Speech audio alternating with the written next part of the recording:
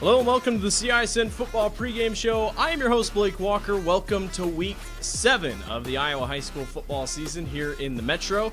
Big slate of games tonight. Very important games. We have a lot to cover here on the pregame show. RPI rankings have dropped. We have a pretty special player of the week from last week. Kind of came out of nowhere. We have coach interviews and much, much more. Let's jump right into our CIML pregame show. Athlete of the week from Week 6. Joey Nahas of Dowling Catholic is our player of the week here on the CIML Football Pregame Show. 7 of 11, 126 yards and 3 touchdowns.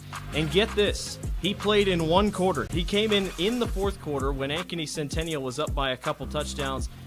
Dowling comes all the way back and defeats Centennial in triple overtime, 41-35. The junior, Joey Nahas, is our athlete of the week. RPI has dropped. The Ratings Power Index. This is what is used to set the postseason for the top 16 teams in the RPI. It looks a little funky, we will admit here to start, but trust me, everything will work itself out. And how the RPI is set, they take their win percentage, their opponent's records, and their opponent's records. They throw that into a formula, and that's how the RPI is created. Let's take a look at the RPI. Bettendorf is the number 1 team at 6-0. Iowa City Liberty is at number 2 at 5-1. Waterloo West is at 3rd. Valley is at 4th, and Pleasant Valley is at 5. The schedule gets tough for Liberty and Waterloo West the rest of the way, but being this high could help you as you go towards the rest of the season. 6th place is Ottumwa. The Bulldogs are the last undefeated team in Class 5A, and they are also the lowest, also being them in Bettendorf. The Bulldogs sit at the 6th spot. Their schedule also toughens up. Their opponent's record is just 16-38 on the season. That is also the lowest in 5A. Dowling Catholic is at the 7th spot. Linn-Mar is at the 8th spot.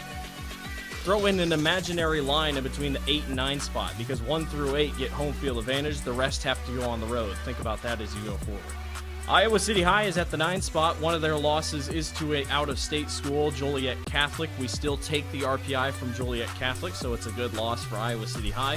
And the Johnston Dragons come in at the number 10 position. At the 11th spot, Sioux City East coming off the loss to Southeast Polk. They have to get to winning. They sit in the 11th position. A couple CIML teams occupy the next couple spots. Ankeny is at 12th. They are the highest ranked 3-3 team in Class 5A. Waukee is at the 13th position. Ankeny Centennial is at 14th. Dubuque Hempstead rounds out the top 15.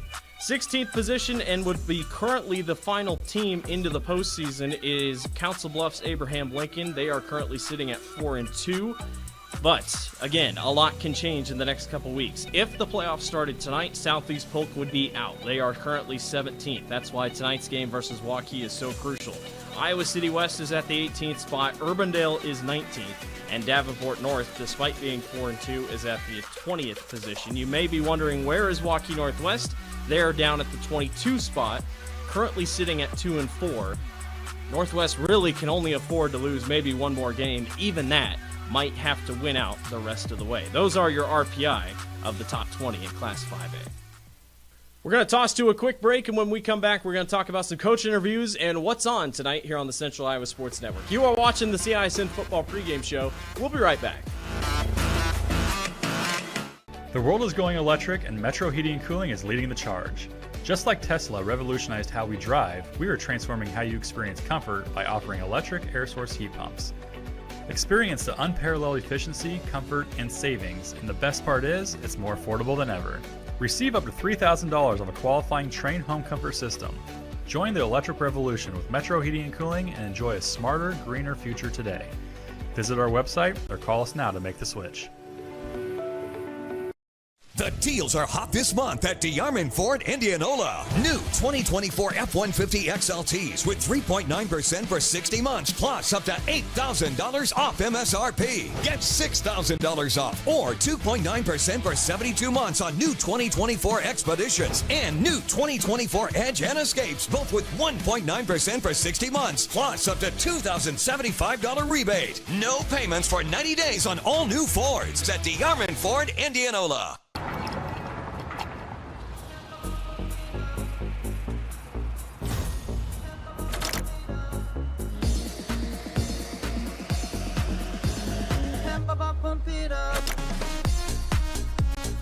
A fuel choice that even rivals can agree on? Now that's worth the hype. Cheaper, cleaner, and homegrown. Pump it up with unleaded 88.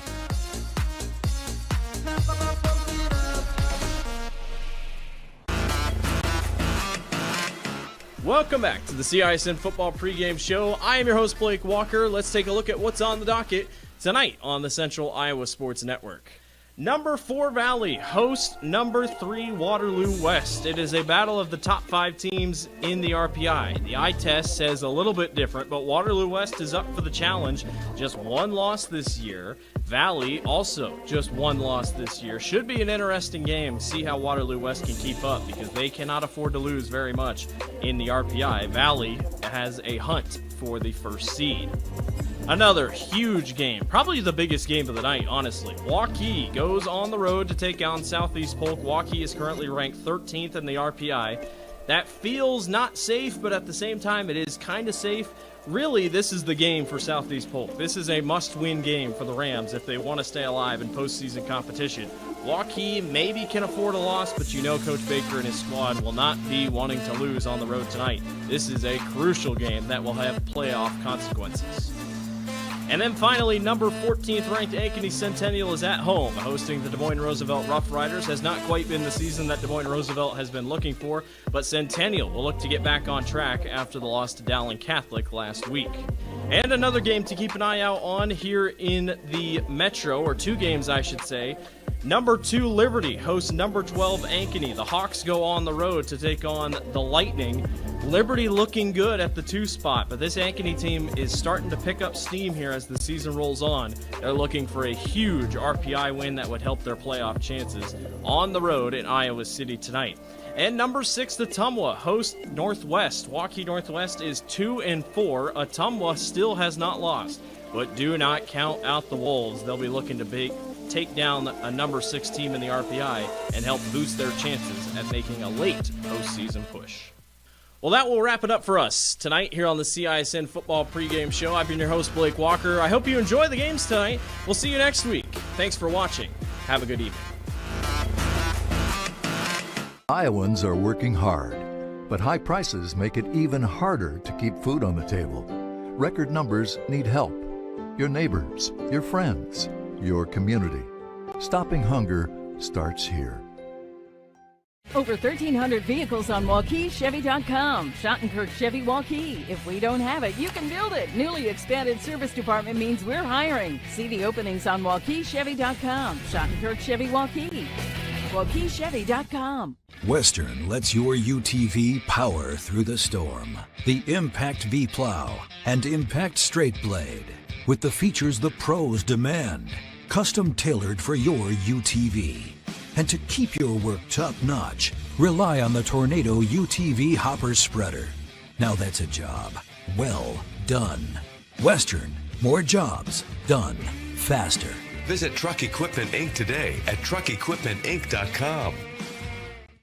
Getting your car serviced or repaired can be a pain. That's why Westside Auto Pros is committed to making it as painless as possible. If you wish, we'll come get your car at your home or office and return it when it's done. Or you can drop your car off here and we'll shuttle you to where you want to go. When we're finished with your car, we'll come pick you up and bring you back. If your car is going to be here for a few days, we offer low to no cost rentals. So give us a call and say, I can't wait to have my car serviced at Westside Auto Pros.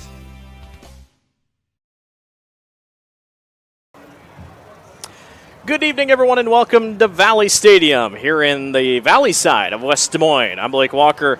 My partner, Dan Walker, also my dad, Dan Walker, will be joining me here in just a couple minutes. We got a good one here on the Central Iowa Sports Network. A little bit later of a start. Number 4th ranked Valley in the RPI at 5-1 will take on number 3 ranked Waterloo West, the Wahawks. This is a top 5 matchup in the RPI. If you had it on your bingo card at the beginning of the season, congratulations, because I certainly did not. These two teams, top 5 here to start the season in the RPI. Waterloo West is 5-1. Valley is 5-1 as well. As you can see how these two teams stack up, Waterloo West, the better running team. Valley is the better passing team. You can see points allowed per game pretty much even. Waterloo West tries to rely on their defense. Now, one thing that will stand out to you that you'll see here when we get the game going in a little bit, Waterloo West is not as big as Valley. They do not play the same schedule as Valley. But despite 5-1, it's not a bad 5-1. Their only loss is to Waterloo West, Waterloo West only loss is to Waukee Northwest, 49-21. Valley's coming off a win against Waukee Northwest, 45-21. To say this is a big game for the RPI is an understatement because the way the strength of the schedule works for Waterloo West, they cannot afford to lose many more games. Excited to see how they look tonight. Let's take a look at your players to watch tonight here for this evening's game. Zay Robinson's going to be one of the best, and he is one of the best. 33 catches this year, 496 yards, and 10 touchdowns for the Iowa State commit.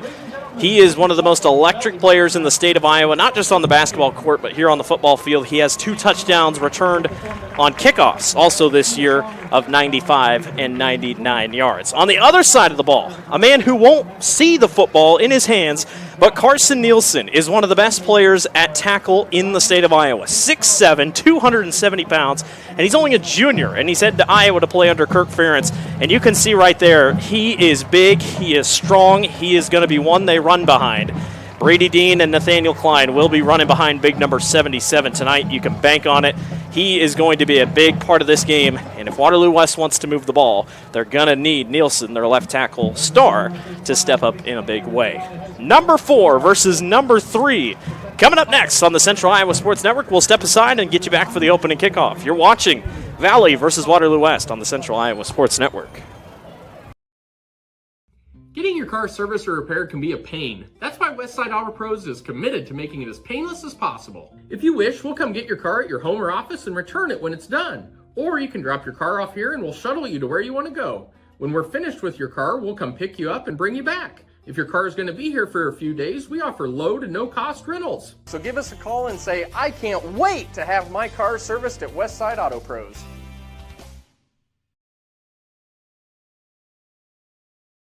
DeArmond CDJR Knoxville with these outstanding offers. New Grand Cherokee 4xe Trailhawk with up to $13,000 off. New Dodge Hornet RT also up to $13,000 off. New Jeep Gladiator Sports receive 14% off MSRP. And new 2024 Ram 1500 Bighorns with over $10,000 off. And we want your trade. Receive $300 to $500 more or we will buy it from you. Incredible savings at DeArmond Automotive Knoxville. Metro Heating and Cooling is celebrating 40 years of keeping Des Moines comfortable. To celebrate, this October we're offering $40 off one of our seasonal maintenance plans or $40 off any repair. Get your home ready for the colder months with expert care and big savings. Whether it's a quick tune-up or a much-needed fix, we've got you covered. So call Metro Heating and Cooling today to celebrate 40 years with $40 off this October. Trust the team that's been keeping you warm since 1984. Hi, this is Chris from Fireplace Superstore, and you and I both know that you've been wanting to convert your drafty old wood-burning fireplace into a high-efficient gas one. Well, this is the perfect time. Heating Glow is making it easier than ever. If you buy this year between September 15th and October 13th, Heating Glow is giving a free vent kit worth up to $650, making it easier than ever to convert that old wood burner. But the best deal in years won't last, so come on in today. Fireplace Superstore, just west of Homemakers at 109th and Douglas. You want to get stronger, faster, healthier. You want more. You want to be part of something bigger than yourself. A place for people of all ages, all walks of life, that provides opportunities for all to succeed. We do that. We're the why. Build more than muscle. Build a stronger community.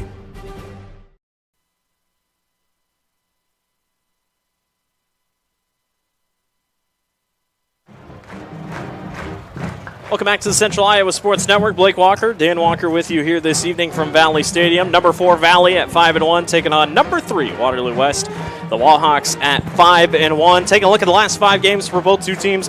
Valley win over Johnston, Waukee, and Ames, and Waukee Northwest. Only loss this season is to Dowling Catholic, 26-23 in overtime.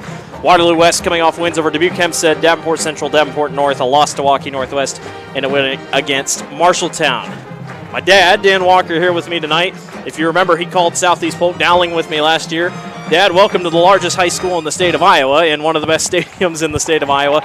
Waterloo West faces an uphill climb tonight. You got to watch Southeast Polk, a very talented team this year, but Valley just as talented, obviously, arguably one of the best teams in the state. Yeah, I think the big thing tonight is you're going to see 2 different types of offenses. You have Waterloo West coming in on a rushing scheme, and Valley is basically an airball team. They're going to find the obvious connection with Zay out there and put some more yards on the carpet out there, but that's kind of how it's going to shake out. You're going to see something that's totally different, and then when it all comes down to it, we're going to have to see how Valley's defense, because Valley has struggled a little bit when it comes down to rush and stopping that rush, and we'll just see how they could shake their ball game out. You talked about Valley there, led by Drake DeGroat. He is just a junior. If you remember the story, if you haven't heard it yet, was a sophomore last year, was on the JV roster, didn't think he'd ever play until probably a senior. Valley loses their top 2 quarterbacks to injury. Drake DeGroat has to come in, and what do you know? He takes Valley all the way to the state tournament. This year,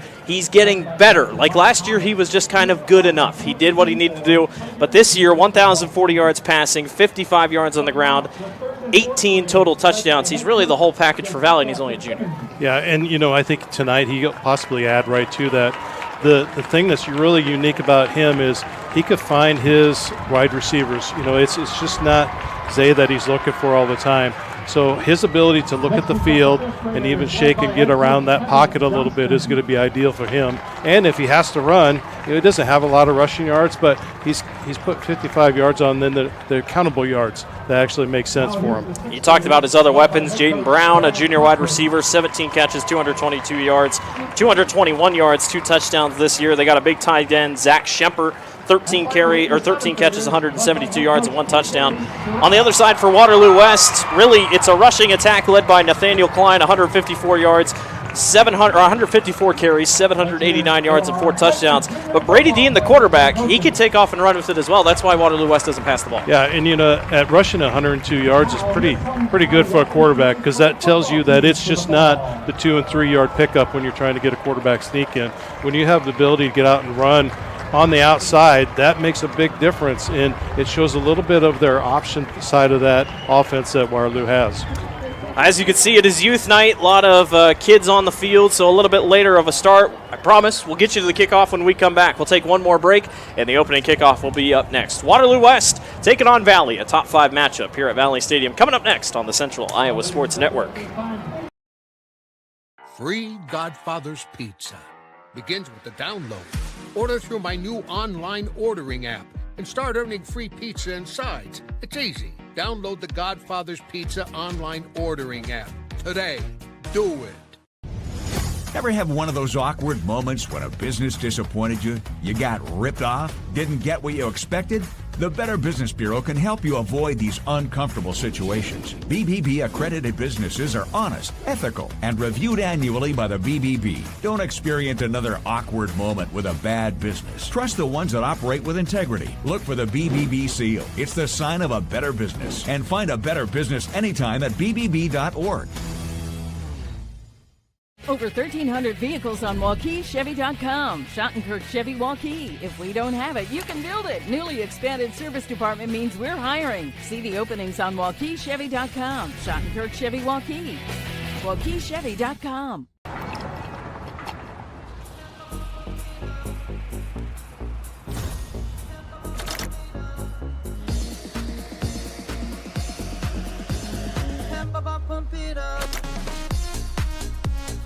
A fuel choice that even rivals can agree on?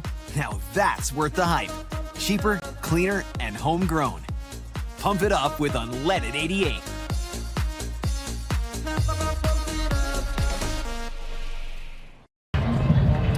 Welcome back to the Central Iowa Sports Network. Blake Walker, Dan Walker with you here, just moments away from kickoff between Valley and Waterloo West. Part of me thinks we might be one of the later games getting started tonight here in the state of Iowa.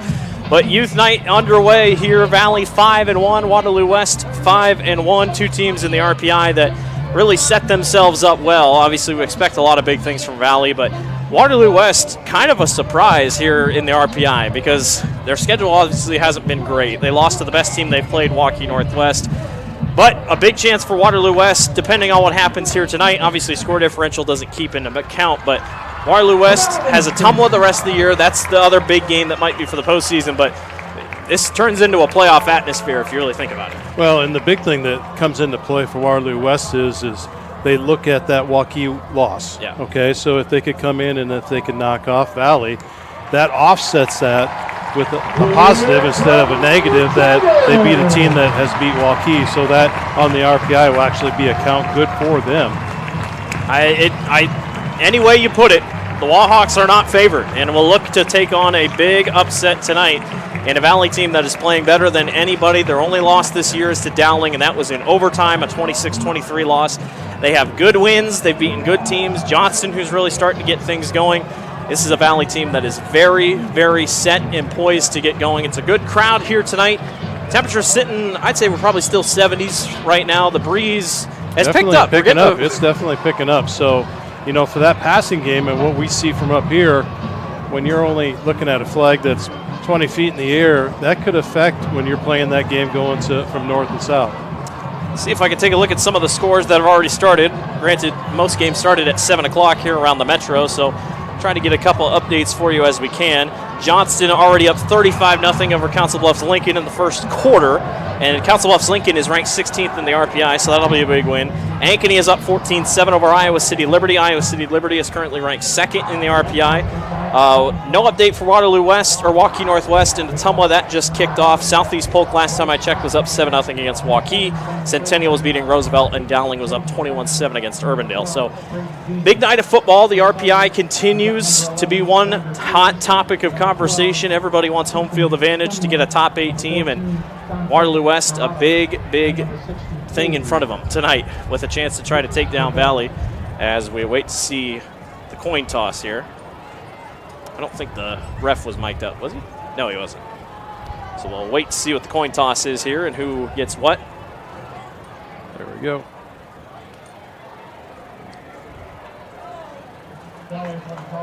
Valley has won the toss, as elected to defer. Waterloo West will receive. And they'll be going to the north here to start tonight.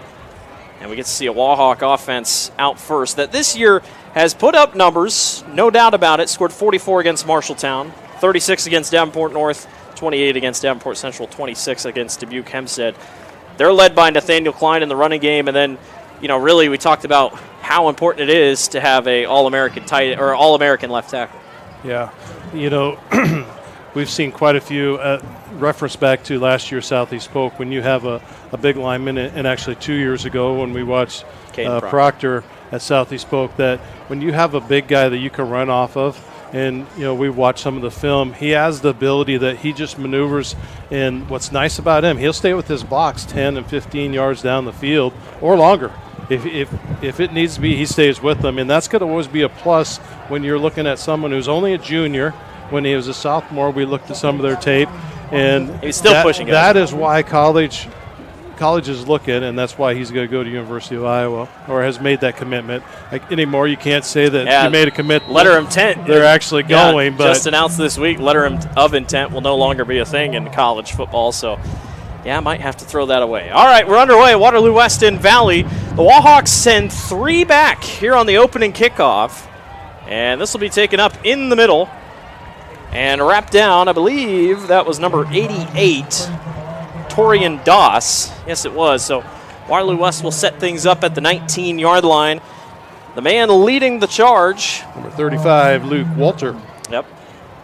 Brady Dean is your quarterback tonight. 9 touchdown passes, 3 interceptions, 734 yards passing.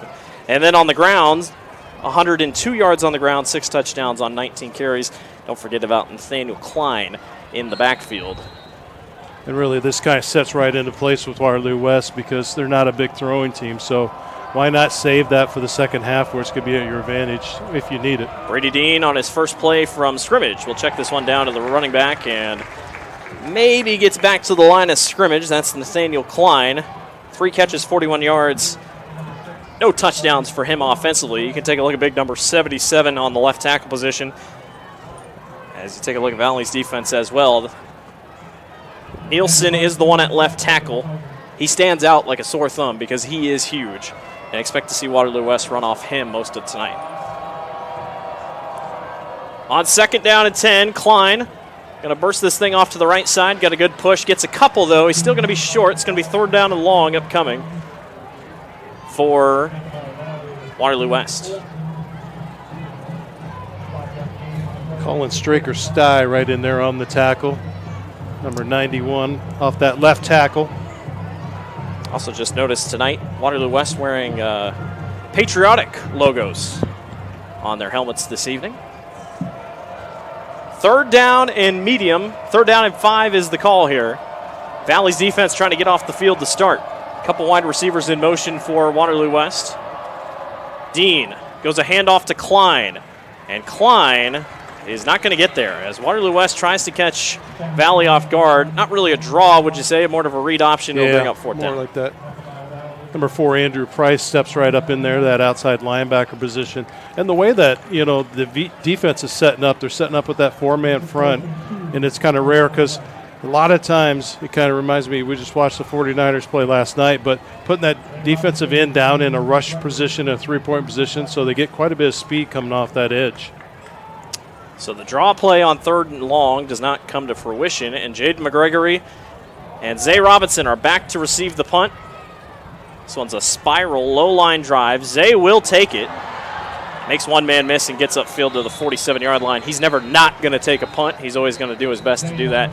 And Valley will set up shop inside Waterloo West territory at about the 47-yard line, led by Drake DeGroat and Zay Robinson. Dad, you talked about it earlier, but this is a passing attack that would like to run the ball more, but it feels like passing might be their main identity. Well, and the interesting thing is, and that's what everyone needs to sit here and watch, is Robinson his feet are the magic. I've seen him go and he'd do 4 steps forward, he'll come back 5 steps, and he'll go horizontal 10 or 12 steps and then turn around, go right back same place he was. He's so talented on his feet that he could just go anywhere he wants to go. And that kind of fits right in the category of why he would be a good fit at Iowa State. Fits well for a Matt Campbell offense, especially seeing what Jaden Higgins and them do up there. I talked about the Valley run game. I mean, it's good, but it's kind of a running back by committee. 58 carries this year for Darius Mason, who's currently in the backfield. He's kind of that bigger body, 234 yards rushing.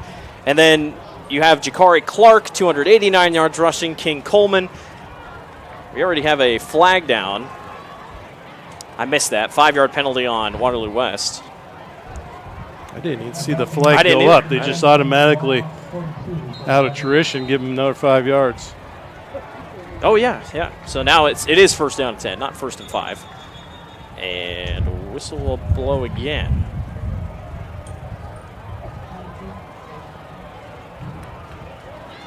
It's got to be equipment or something on number 5, Jaden Brown. I have no idea. I couldn't tell you. The official just asked Jaden Brown to go. It's got to be something with his equipment. All right, 1st down and 10. Darius Mason gets the call on 1st down, and Mason piles forward in a big 1st down already for the Valley offense. He's a big body running back. You'd think he's a 3rd down back, but he's actually their 1st down back. I tell you what, though, we talked about big offensive linemen. Marcus McGregor just put a lead block on that give him that extra 15 yards right there. Great job getting out and pulling on that right-hand side. Shaka Jonas Ashmore is the right tackle for Valley. He's also big, 6'4", 300 pounds for the Valley Tigers on the offensive line. Couple guys move in motion. Zay Robinson. Jaden McGregory goes out to that far side. Short dump off to Robinson. Zay will get it upfield to about the 21, 22-yard line, gain of about 5. Good tackle by the Wahawks to bring him down. The Wahawks got away with a face mask. The back was turned to the ref right there, but still a good pickup. And even on those short dump-offs, you never know what Zay could do. He could probably throw the ball if he wanted to on a trick play as such. Jaden Brown is back in the game, and he's here at tailback. Again, Valley tries so many different schemes. Now they got 2 wide receivers out left and right. On second down, Jaden Brown gets the carry off the left side and a really good tackle on that left end. But a late flag. Is it possible he was picked up by the horse collar and dragged down? We'll have to see. That was on big tackle by number 99, Dontrell Baker. But whatever it is, I don't think Valley could be a late holding. But it was late. Well, they're talking to the linesman here. It's got to be on Waterloo.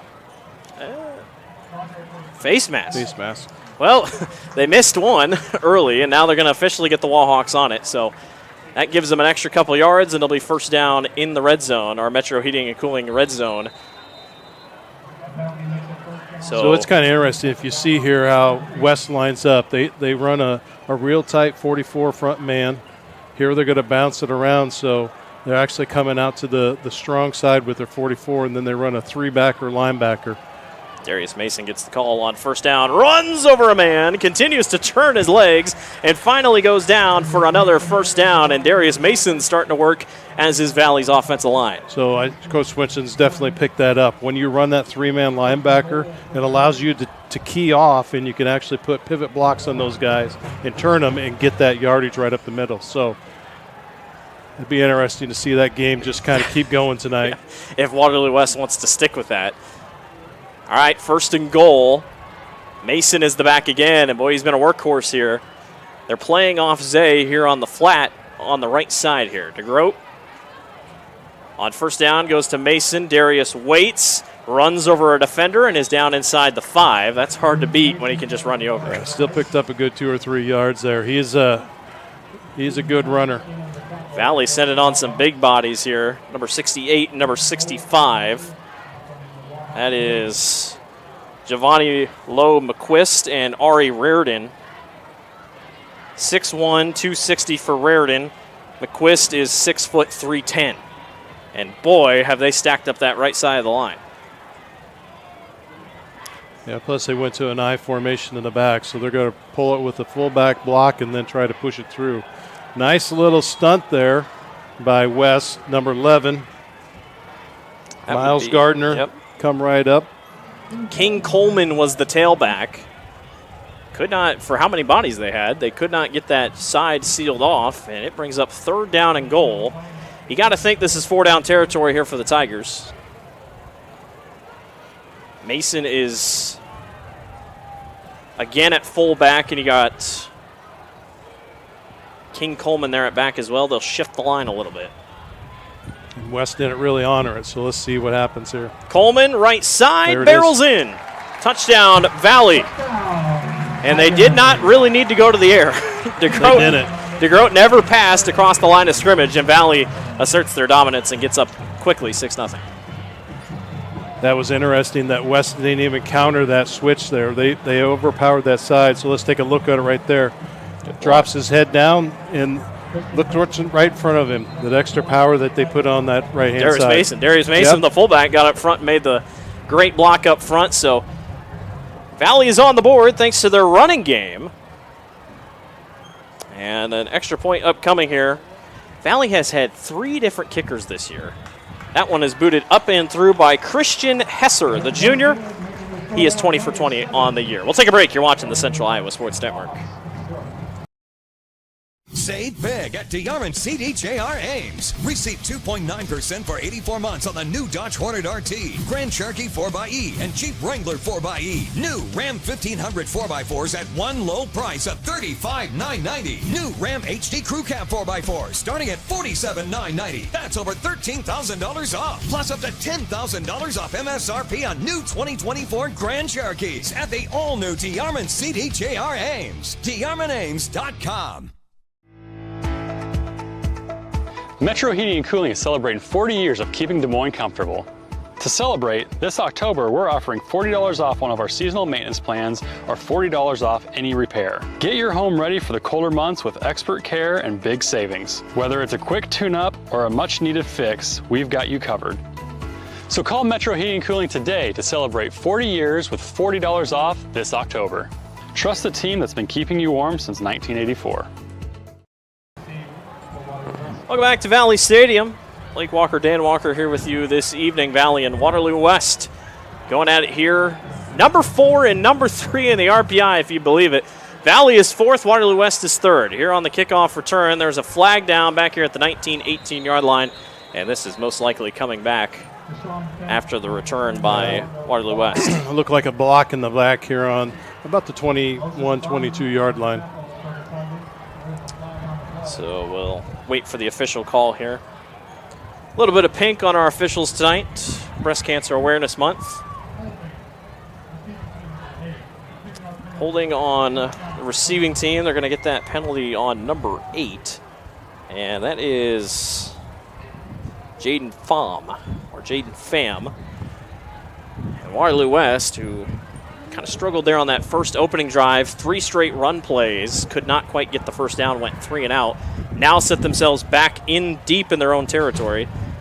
I feel like, you can only run the ball so much, and then you might have to start taking to the air a little bit.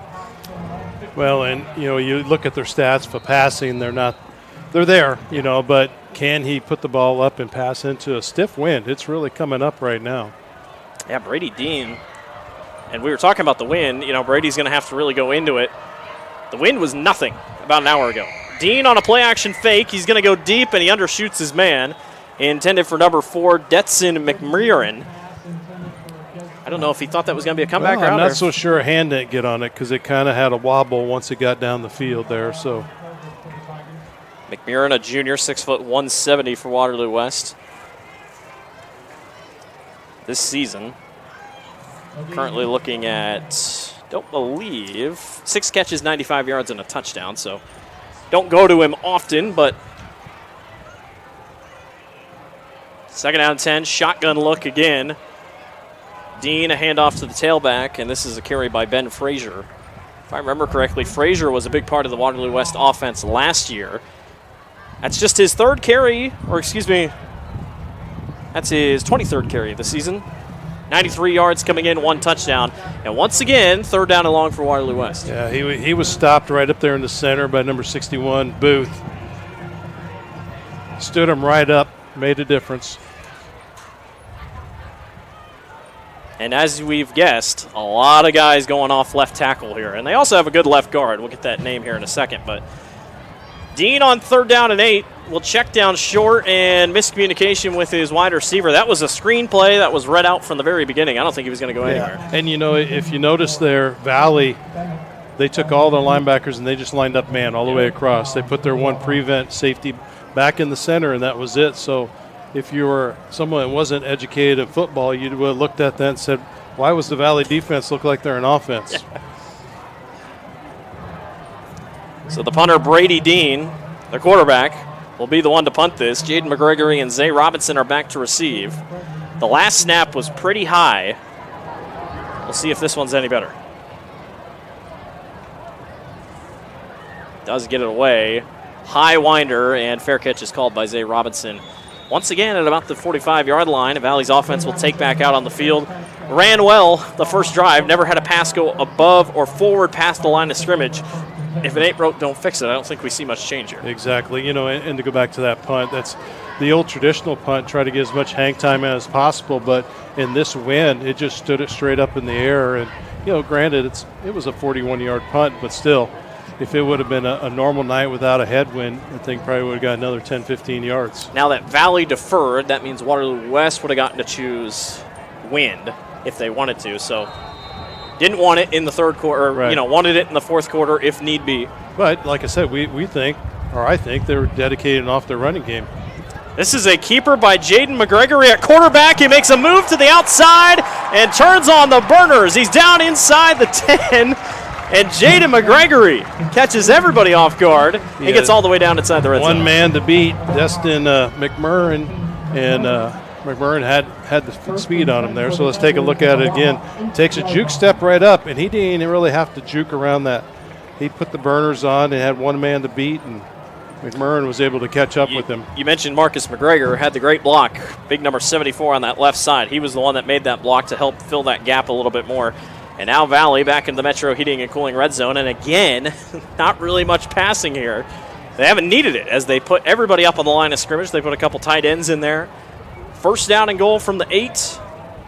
Schemper and Robinson move in motion here. And whistles are blown. And Valley, I don't think was set up right. Timeout is called. We'll take a quick break and be back for the red zone for Valley. We'll be back. You're watching the Central Iowa Sports Network. Hi, this is Chris from Fireplace Superstore, and you and I both know that you've been wanting to convert your drafty old wood-burning fireplace into a high-efficient gas one. Well, this is the perfect time. Heating Glow is making it easier than ever. If you buy this year between September 15th and October 13th, Heating Glow is giving a free vent kit worth up to $650, making it easier than ever to convert that old wood burner. But the best deal in years won't last, so come on in today. Fireplace Superstore, just west of Homemakers at 109th and Douglas. Getting your car serviced or repaired can be a pain. That's why Westside Auto Pros is committed to making it as painless as possible. If you wish, we'll come get your car at your home or office and return it when it's done. Or you can drop your car off here and we'll shuttle you to where you want to go. When we're finished with your car, we'll come pick you up and bring you back. If your car is going to be here for a few days, we offer low to no cost rentals. So give us a call and say, I can't wait to have my car serviced at Westside Auto Pros.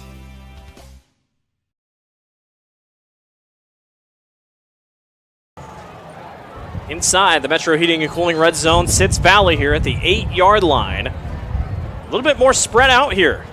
It's a jet sweep to Zay Robinson. Can he get to the edge? Turns upfield and scores. Touchdown, Valley. Zay Robinson. First touchdown of the evening on the touch pass. And the Tigers extend their lead. Great blocking up front. I don't even know if he needed to get to the edge. I was wondering where he was going to go. You just saw that little stagger step. He just takes people. Let's take a look at here on the instant replay. Right here, he takes that one step and pulls them back. There was blocking downfield, but that's a great job by Robinson. It's all Valley on the first 2 offensive drives for the Tigers. As Tigers on to attempt the PAT here. Size is a big thing. You just look at the sidelines. Valley is much bigger than Waterloo West. That'll be something to watch out for. A little bit of a botch snap, but that one goes in. 14-0, Valley on top. We'll be back in just a second. You're watching the Central Iowa Sports Network.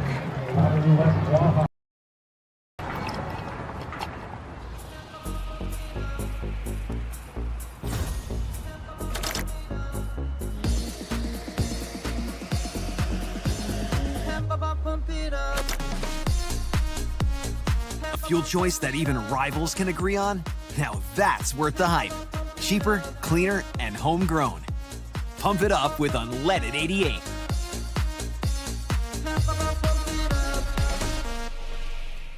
Western lets your UTV power through the storm. The Impact V Plow and Impact Straight Blade. With the features the pros demand. Custom tailored for your UTV. And to keep your work top notch, rely on the Tornado UTV Hopper Spreader. Now that's a job well done. Western. More jobs done faster. Visit Truck Equipment Inc. today at truckequipmentinc.com. Valley on top, 14-0 here on the Central Iowa Sports Network. Number 4 Valley, number 3 Waterloo West. Based off the RPI in week 1. That kick goes out the back of the end zone, and Deshaun Kemp backpedaling, slipped a little bit on the grass. Luckily, we didn't get to it. Waterloo West struggling here to start offensively. Probably going to have to change something up. They tried to take a couple deep shots, but right now Valley has that offense very confused. Yeah, the big thing is Valley's defense is sitting here, and they're just crowded up. Yeah. Their linebackers are playing their positions. The defensive line is standing the guy up, and our linemen are not trying to be heroes like a lot of times happens. So when that is all put into place, those linebackers and defensive backs could read the play and make the stops.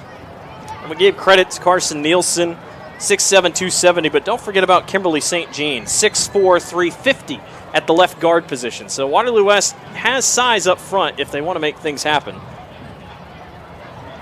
On first down and 10, handoff to Klein. Klein gets drilled and driven back. Really nice play by Valley up front. I believe that was led by number 35. 35, Luke Wolter. That was a really good play. Met him right in the hole. Yeah, and it was kind of a design stunt, too. As you can see here, you'll see your defensive linemen. They opened up the hole, made it look like it's the yellow brick road to travel right down and good. To be filled right up with that linebacker. So design play on the defensive side, and that's what happens. 4-3 defense usually by Valley most of the time. Second down and 7 upcoming for the Wahawks. Dean, play action fake, really good block upfield. And just short of the marker is number 3, Deshaun Kemp. And that was all thanks to Dedson McMurrin, who laid a great block upfield. Yeah, and kind of a shoestring saving tackle by Luke Walter on that side. He's playing the field quite well from that linebacker position. He knows where he needs to be. Tucker Satterley out there at wide receiver on the far side for Waterloo West. They'll move near side. Miles Gardner is here, along with Deshaun Kemp. Third down and 1. Here comes the blitz. Klein gets around 1, and I don't think he got it. Really good up around the head tackle by Valley. I couldn't quite tell who it was, but I think number 4. Is that Andrew Price? Andrew Price, who leads the team in tackles 40.5 this season. Kind of plays that linebacker role well, and he came in a little hot on the top side a little bit. I think he had to slow down and make sure he wasn't getting up to around a horse collar or anything. But Waterloo West thought about going for it, but in a game like this, you just can't keep giving Valley good field position. They're probably going to have to call a timeout here. 5 seconds on the play clock. Unless, is anybody going to back it up? There's your delay game.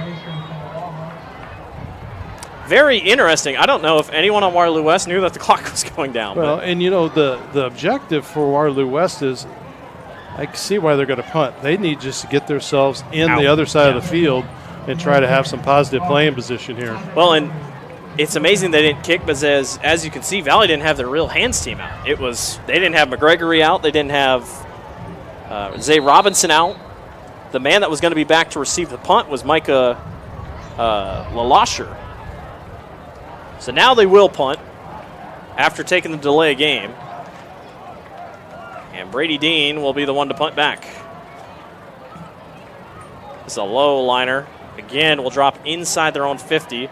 Robinson will pick it up. Oh, my gosh. And is driven down.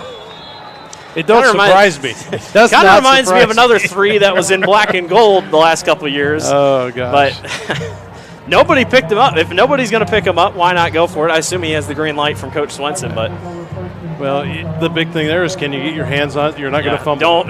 So don't be the one that muffs it, and then you're being yelled at on the sideline. So that's usually the one where they're yelling pickle to get away. You got to make sure you always signal right. Can't get it wrong.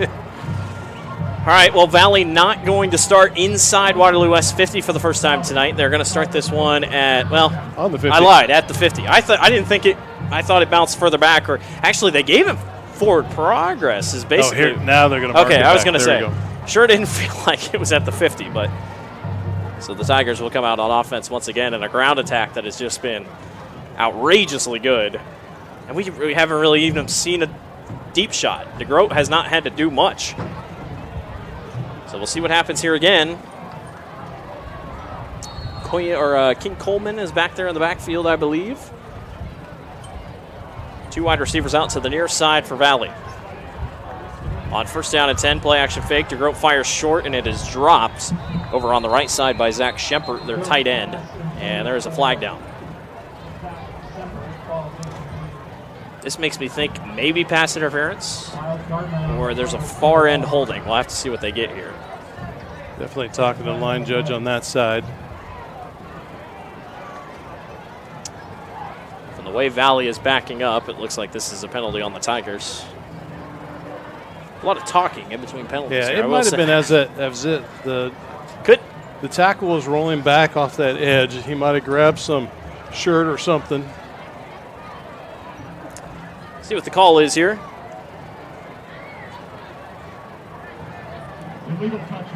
Illegal touching. So that means that as he took off the line, he must either bumped or chipped or hit put too much of a hit on the D-back as he was releasing. There's a difference between chipping and there's a difference between running the route. Yeah. Chipping is usually you're only sitting in the box. You chip, then run. You have the ability to bump and go, but not bump and continuously have a hold. Yeah, and then set yourself free. So that's a big loss. Second down at 15 after they lose the down. King Coleman on the carry. Runs behind his big offensive lineman. Boy, he gets back to the original line of scrimmage plus a yard, so it'll be 3rd down and 9 upcoming for the Tigers. Again, we talk about, how good the offensive line is for Waterloo West, especially on that left side, but you look at Valley's offensive line. I mean, just look at them in the huddle. I mean, they're up there with Southeast Polk's line that we saw last year. The unique thing about Valley is we're not calling out one name that's a talent. That defense, the offensive line is talented. You can just hit right from the snap. You can see they hit their blocking assignments. DeGroat back to throw, going for the bomb. Zay Robinson up there, and it's incomplete. Bounced off somebody's shoulder pad. Good coverage downfield by the Wallhawks, and that's a win for Waterloo West. They're going to force Valley to punt here. Unfortunately, with Valley's punting, I think they have a pretty decent punter. When you're put in this position right here is where you're almost going to have to pull back a little bit because you have so much wind behind you. You could probably carry that thing all the way to the end zone.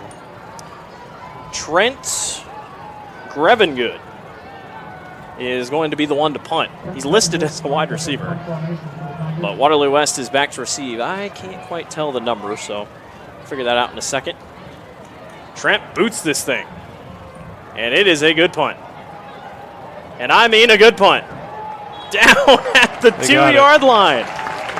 Oh, I love special teams. That was beautiful. Well, and we just talked about that right beforehand is how is the punter going to punt the ball? And he had the wind.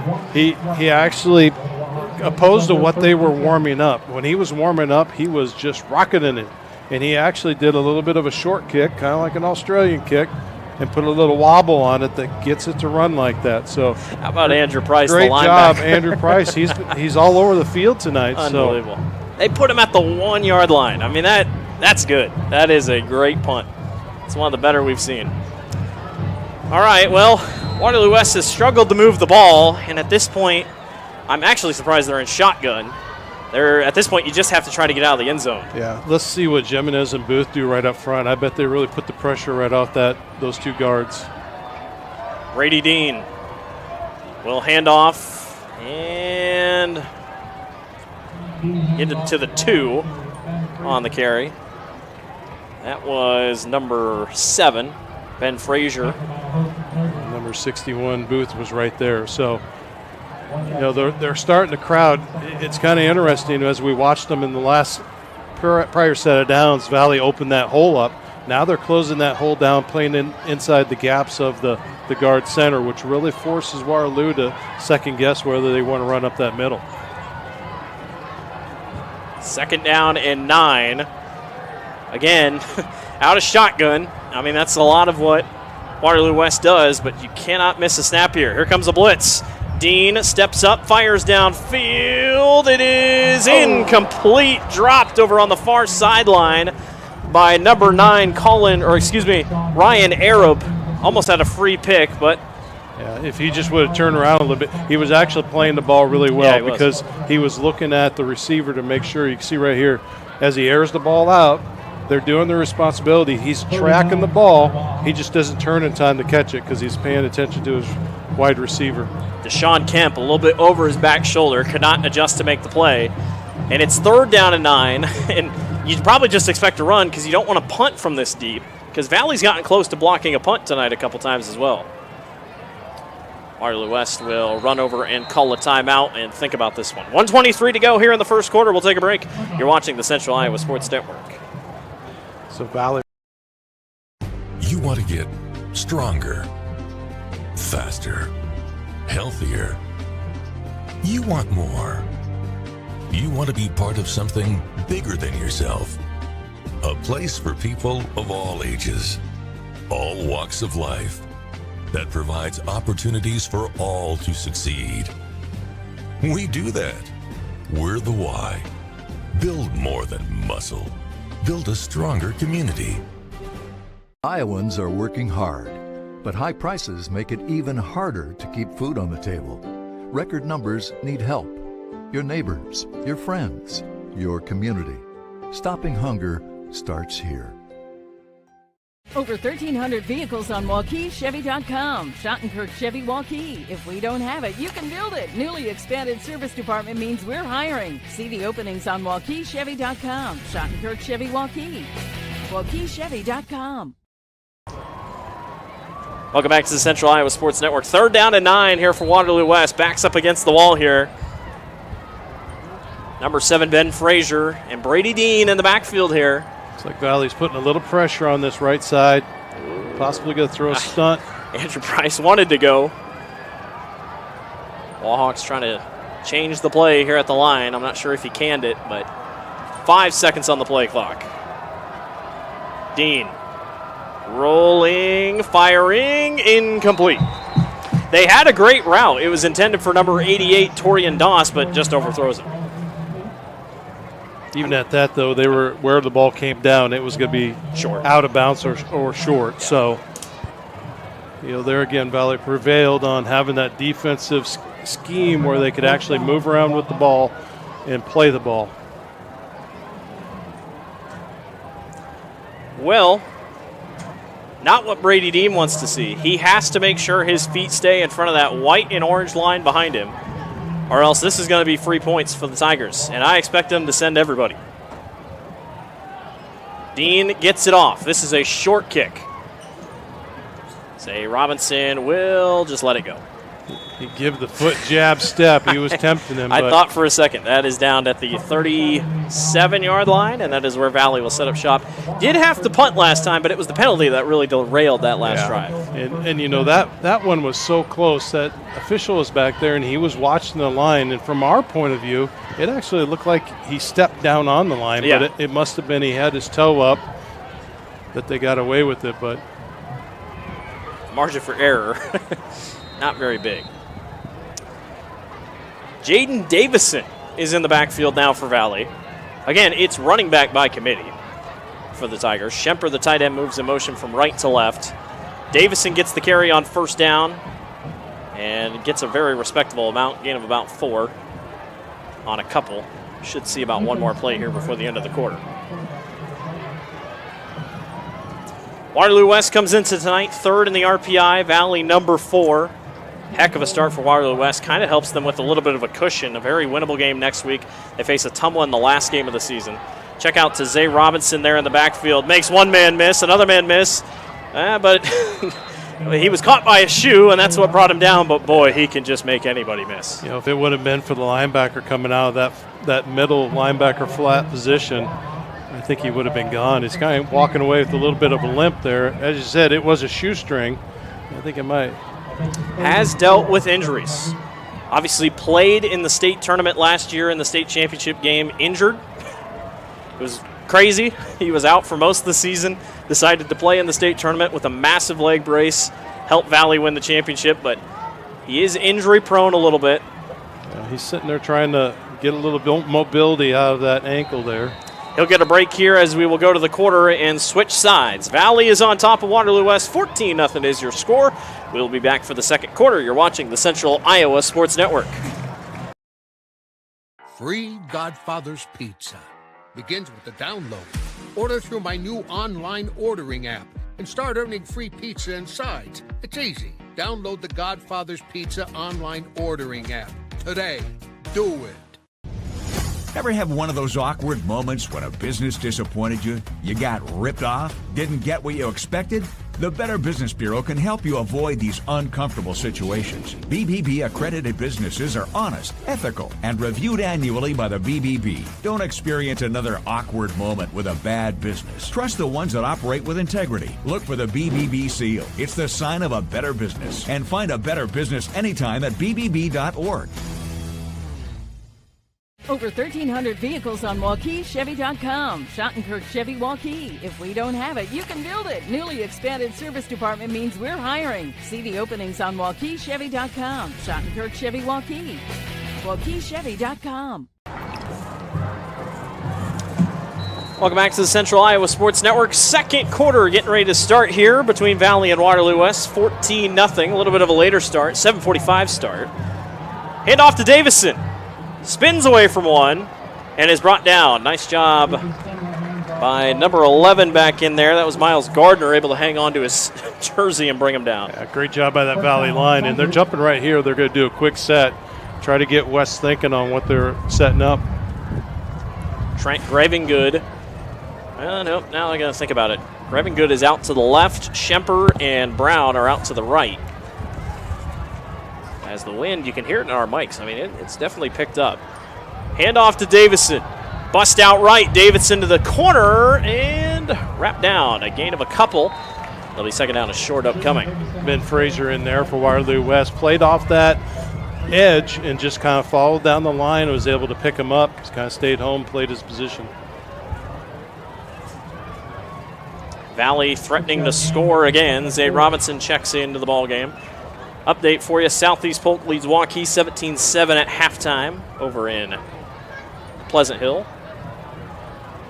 That's almost Mitchellville territory down there. You push far enough to the east. Really good group of wide receivers out here for the Tigers. Watch Schemper here at the tight end position, here off left tackle. On 2nd and 2, DeGroat fires short. This is caught. Or excuse me. That was off the Zay. Yeah, Zay, and I'm just now looking. Ethan Steimer is in at quarterback. Stemier. Ethan Stemier is in at quarterback. I am searching the sidelines for number 15. Zay was about one step, and I think a smart move. If his ankles would have been feeling, or his ankle feeling a lot better, he probably would have made the second jab step, but, you know, smart move. Watch out for your body here and let's keep it in play. Stemier hands off. Davison. Boy, he's got a quick step off the line. Does have the first down. I do see DeGroat down there. He's just standing on the sideline. I don't know. Stemier is a senior. DeGroat is a junior, and a injury on a Waterloo West player down there. Looks like a cramp. We'll step aside for a quick second and be back. You're watching the Central Iowa Sports Network. Valley leads 14-0.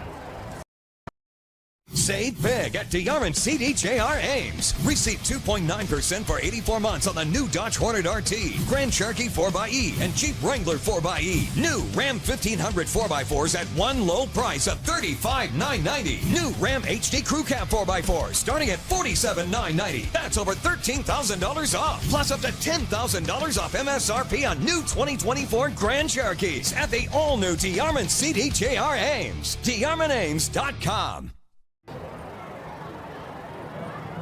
Welcome back to the Central Iowa Sports Network. Valley on top of Waterloo West, 14-0 is your score. Fun night of Iowa high school football going on across the state. It's a 4A score, but I just had to look. Winterset is currently up on number 5, Lewis Central, 24-7 at the end of the second quarter. Shout out to the Huskies. The western part of the state's kind of it's fallen down this year a little bit with Harlan's decline and Lewis Central. 14-0 here. Stemier rolls out, looking, firing, touchdown! Zay Robinson with the catch, but there is a flag down here at the 3-4 yard line. And excuse me, that was Jaden Brown anyway.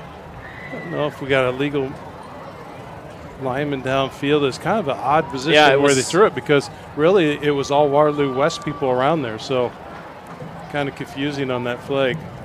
It was Jaden Brown on the catch. My apologies there. So I mean, the way they're moving the sticks here.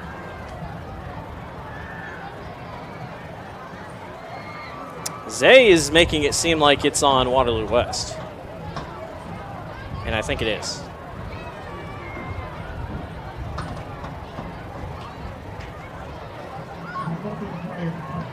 Yeah. Holding on the defense, so it is a touchdown to Jaden Brown, not Zay Robinson.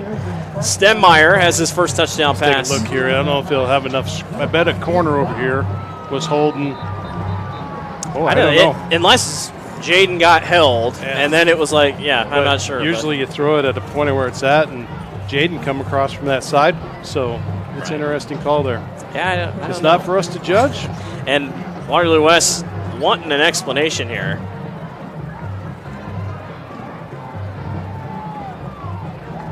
It was a weird spot for a flag just because there was just nobody around it. You know.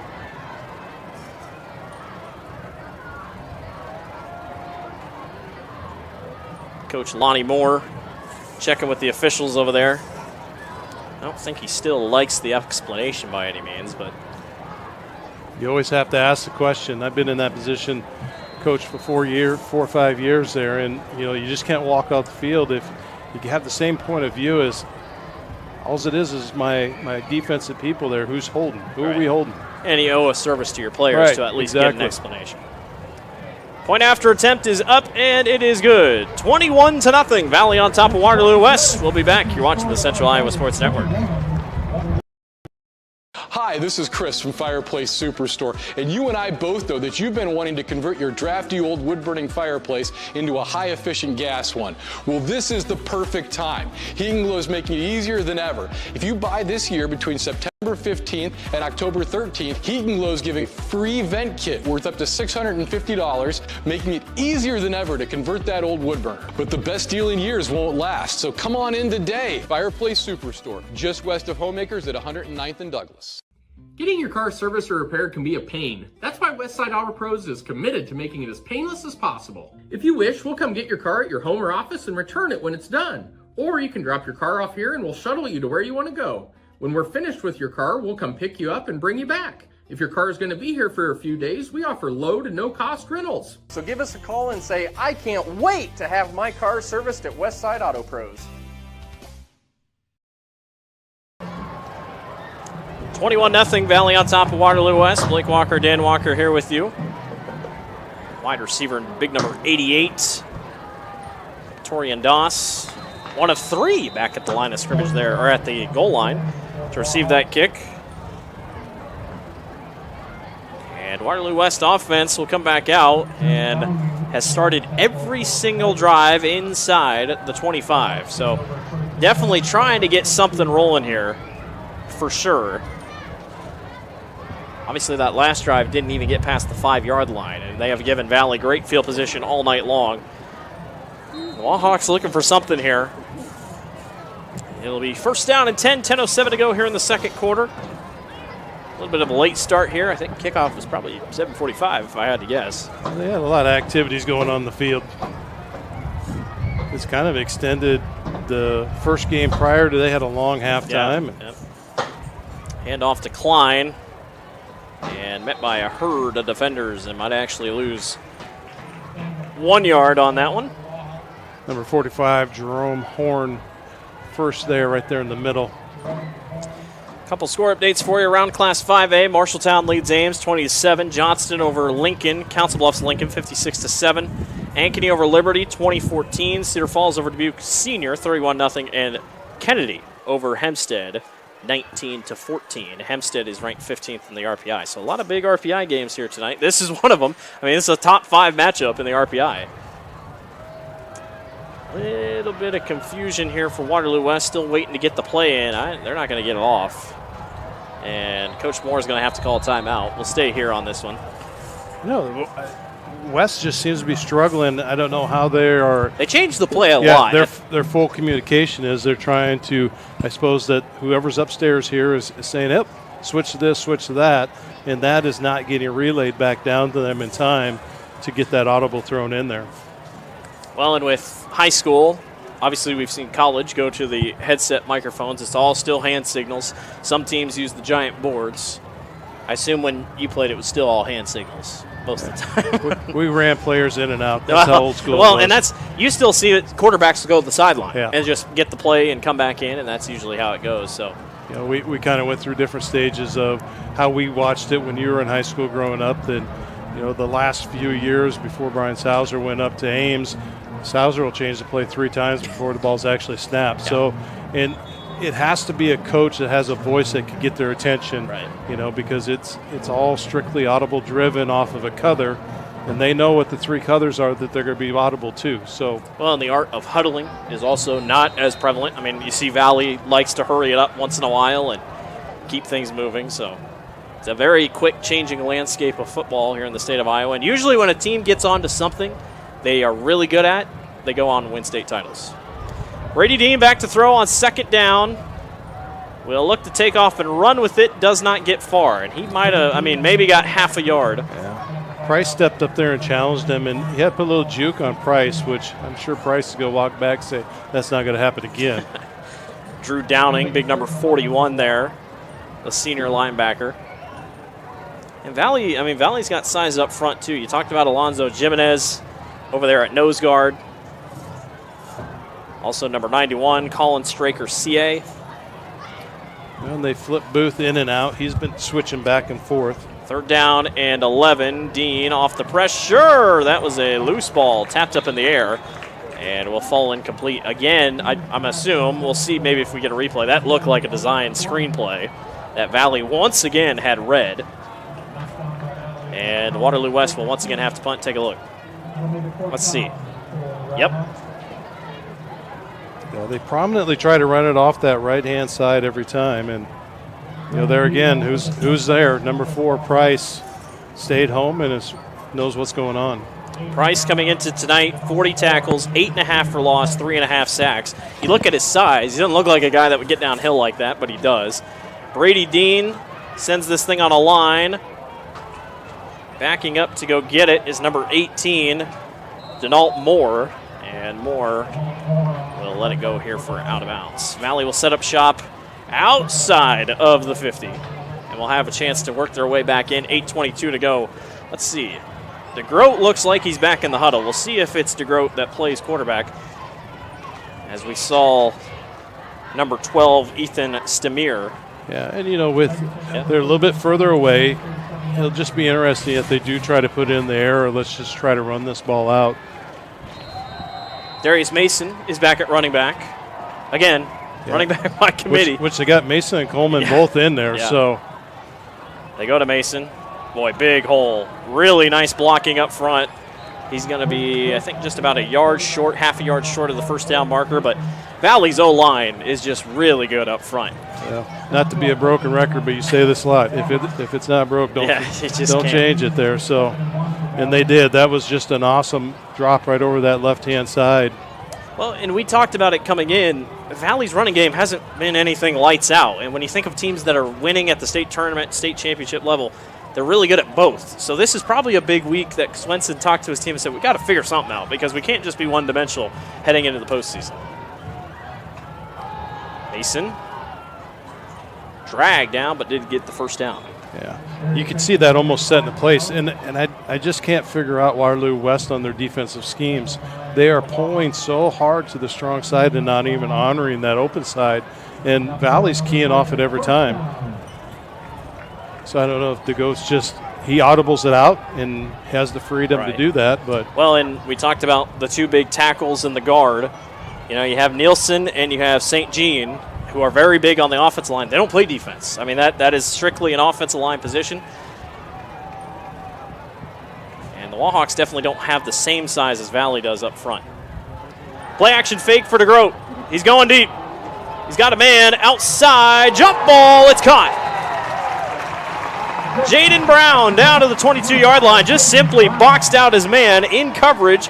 Was Deshaun Kemp, and he didn't stand a chance. And you can see how that wind held that pass up right there. Let's take a look at it. As DeGoot sets back, he puts all of his arm in that thing, and it is just hanging. That Brown has to actually come back to the ball. And it looked clean. I didn't really see. I mean, all Brown did was just kind of sit down and not let his man get to him. And Deshaun Kemp there on that stop. I mean, he played it very clean. Exactly. Look back at the ball. We see that so much nowadays. That's pretty much, if it's PI, it means they didn't look back at the ball.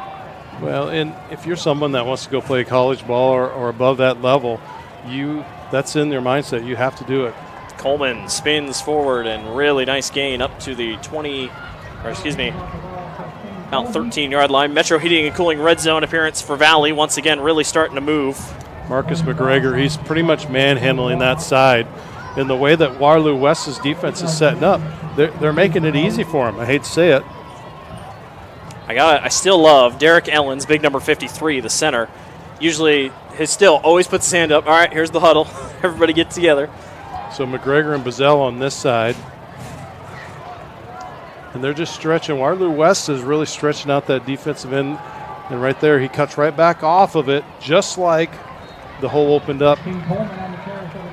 King Coleman does get enough for the first down, and it'll be first down and goal for the Tigers. 5:54 to go here in the quarter. Clock will continue to move here. A couple more substitutions checking in. Number 2, Trent Gravengood is in. Be curious to see what Valley does down here. They do like, it's not typical I form down here. They do like to spread things out. As I say that, they're going to stack everybody up here on the left side. I see twin tight ends here on the left end with Jaden Brown up front.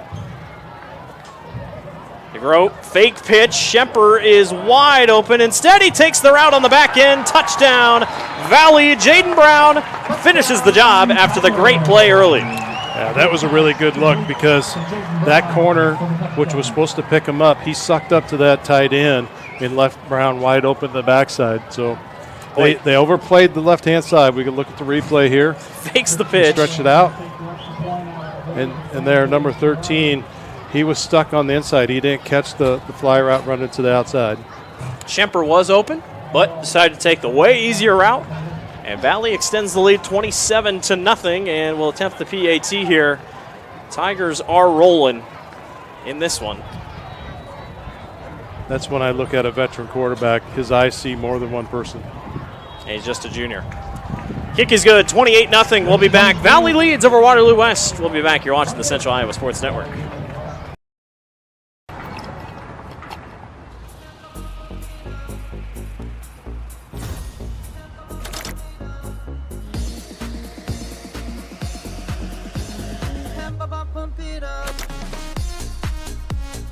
A fuel choice that even rivals can agree on?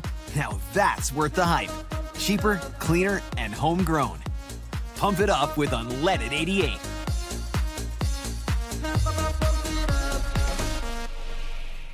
Western lets your UTV power through the storm. The Impact V Plow and Impact Straight Blade. With the features the pros demand. Custom tailored for your UTV. And to keep your work top-notch, rely on the Tornado UTV Hopper Spreader. Now that's a job well done. Western, more jobs done faster. Visit Truck Equipment Inc. today at truckequipmentinc.com. 28-0. Waterloo West trailing Valley here on the kickoff return for the Wallhawks. Couple broken tackles. Good return by Torian Doss. Waterloo West will come out and set up on offense. An offense that has struggled to get the ball moving. Couple running plays. They've tried to go to the air. Really haven't made things work. Valley's defense has just been lights out so far. Yeah, you know, and I think it's the ability that Valley is compensating what's going on both sides of the ball. Not just on that offensive side, on defensive side.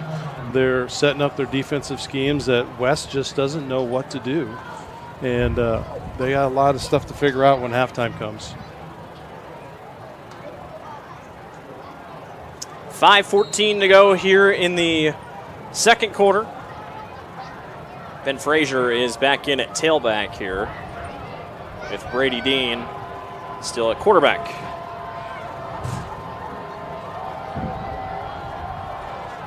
On first down and 10. Dean, play action fake, will try to roll out. Chase down, and down he goes. Colin Straker-Sier. Boy, he's fast. I tell you what, for a whole lineman there, he had some speed on him. 6'1", 200 pounds, heading downhill. Take a look at this. Watch this pursuit. And I'm very surprised Brady did not throw. Yeah, and you know, really, he was playing his position right there. He's on that defensive end or the edge on that side. He stood his man up. He followed with him, and he probably had quarterback's responsibilities. So, excellent job for him. Loss of 9. Second down and 19 with 4.5 to go here in the first half. For Brady Dean in the offense. Handoff to Frazier and just gets a couple. And sets up third down and long. Valley has moved the ball so well. They've really, I mean, not saying it would have made a ton of difference, but they've still yet to have the ball even behind their own 30. I mean, they've started with great field position every time. And the Wallhawks still haven't passed the 50. It's almost right now, it's looking like Valley's going to have a mistake for Waterloo West to get out of their own territory. Breeze starting to pick up in here. Paper's starting to fly away. I'm starting to see more people put their jackets on, so not complaining. Third down at 17, 3 on the play clock. Dean steps up. Is anybody open? Doesn't look like it. So he fires into traffic, and it's incomplete. Broken up by number 20, or intended for number 20. 22 Moses Bunn was the one who broke it up on the side for Valley. Kayvon Bennett was the intended receiver, and once again, Waterloo West will have to punt with 3:36 to go here in the half. Jade McGregory is not back receiving punts anymore. We saw him kind of limping around, so I didn't see him much on that last offensive drive, actually. So Brown is back there, and looks like Denault Moore. Yeah, Denault Moore and Jaden Brown. This is a really weird punt. And will bounce. Moore will let it go. Down to the 41-yard line, and that is where Waterloo West gives Valley back the ball, and the Tigers will try to extend this lead. Again, 35 points is the association's running clock rule. That can be in the first half. That was changed recently. That even if it's 35 points in the first half, the clock would continue to move. But really, I mean, RPI says this is a top 5 matchup. But when you look at it on paper and everything else, Waterloo West 5-1, struggled against Waukee Northwest. Valley, they're playing the best team in the state. Many people would argue. Yeah, well, even if you just look at the pregame stats that you covered, number for number, they're not the same team. Yeah. Handoff up the middle. I believe that is Davison. Yes, it is. 9 yards. Boy, he's got a quick burst. And really what we're learning for Valley here, Mason, Davison, and Coleman. I mean, that's 3 guys that can run the ball, and Valley's going to move quick here. And they're all different. I don't think they can all have different specialties. They run the same exact play, and Davison gets them the first down. Yeah, it's pretty favorable right over top of McGregor, and he does such a good job of turning. He cups that defensive end and cups them in, and he has control of what's going on out there. 2:51 to go here in the first half. Valley does get the ball back at half? No, they deferred. Yes, so they do get the ball back at half after the break. First down and 10. McGregor went to the strong side. Let's see if we pull that side again. Nope, they're going to pass to Grote. Way overshoots his man, Jaden Brown. I don't think it was catchable even if it was. It would have easily been a little PI, but then on the side, I'm glad it wasn't caught because number 3 was 7 yards downfield. Smoking, yeah. Which he had a great block all the way down. They could actually still call that even though it wasn't, but it's usually the flag doesn't get thrown unless it's a catch. So. And usually we don't see that unless it's like an RPO where the quarterback has the option, the linemen have no idea what's happening. Second down and 10. They stack the box here. DeGroat will pitch this one outside to Davison. And it looks like Shepard kind of missed his assignment there, allows the tackle to be made, and it's going to be third down and medium. Yeah, you just wonder there because Shepard was in a sealed position to the inside, and just wonder if the play actually he saw something on the inside and went inside instead of taking it outside and catching the seal because where he was sitting, he would have been sealed perfectly and could have had an open lane down the sideline. This time they'll go big. 3 wide receivers out to the right. Shemper's out there. Will Clayton is out there. DeGroat on third down. Here comes the pressure. He'll fire this one short. It is somehow caught, and probably would have been for the better that it wasn't caught. I don't know how Davison held on. Great tackle by number 11, Miles Gardner, and it'll bring up fourth down. Yeah, definitely a short side screen play, and it just kind of fell apart. West's been looking for something all night to fail, and that was one that failed for Valley. The blitz helped. Yeah. I mean, getting pressure on the quarterback. Second punt of the night forced by Waterloo West here. And Valley doesn't hide anything. They're just like any other team that when you're going to pass the ball, none of your linemen go down. They stay up in a 2-point with the flag leg, and just like college ball. Last point got put inside the 5. And we got another one going there. Well, I mean, that was touched on the head. Yeah, this should. Oh, they're going to they're going to mark 12. A Valley player hit it, or his helmet hit it, so they're going to back this up or move it forward for the luck of Valley, but still another good punt. And with 1:04 to go, we'll see what the plan is here for Waterloo West if they just try to take this thing to the locker room. Try to get you more halftime scores here as we get moving along. Liberty has scored 14 unanswered and leads 28-20 over Ankeny. That is big. That is very big. So keep an eye out for that game. Waterloo West will spread things out here with 1:04 to go in the quarter.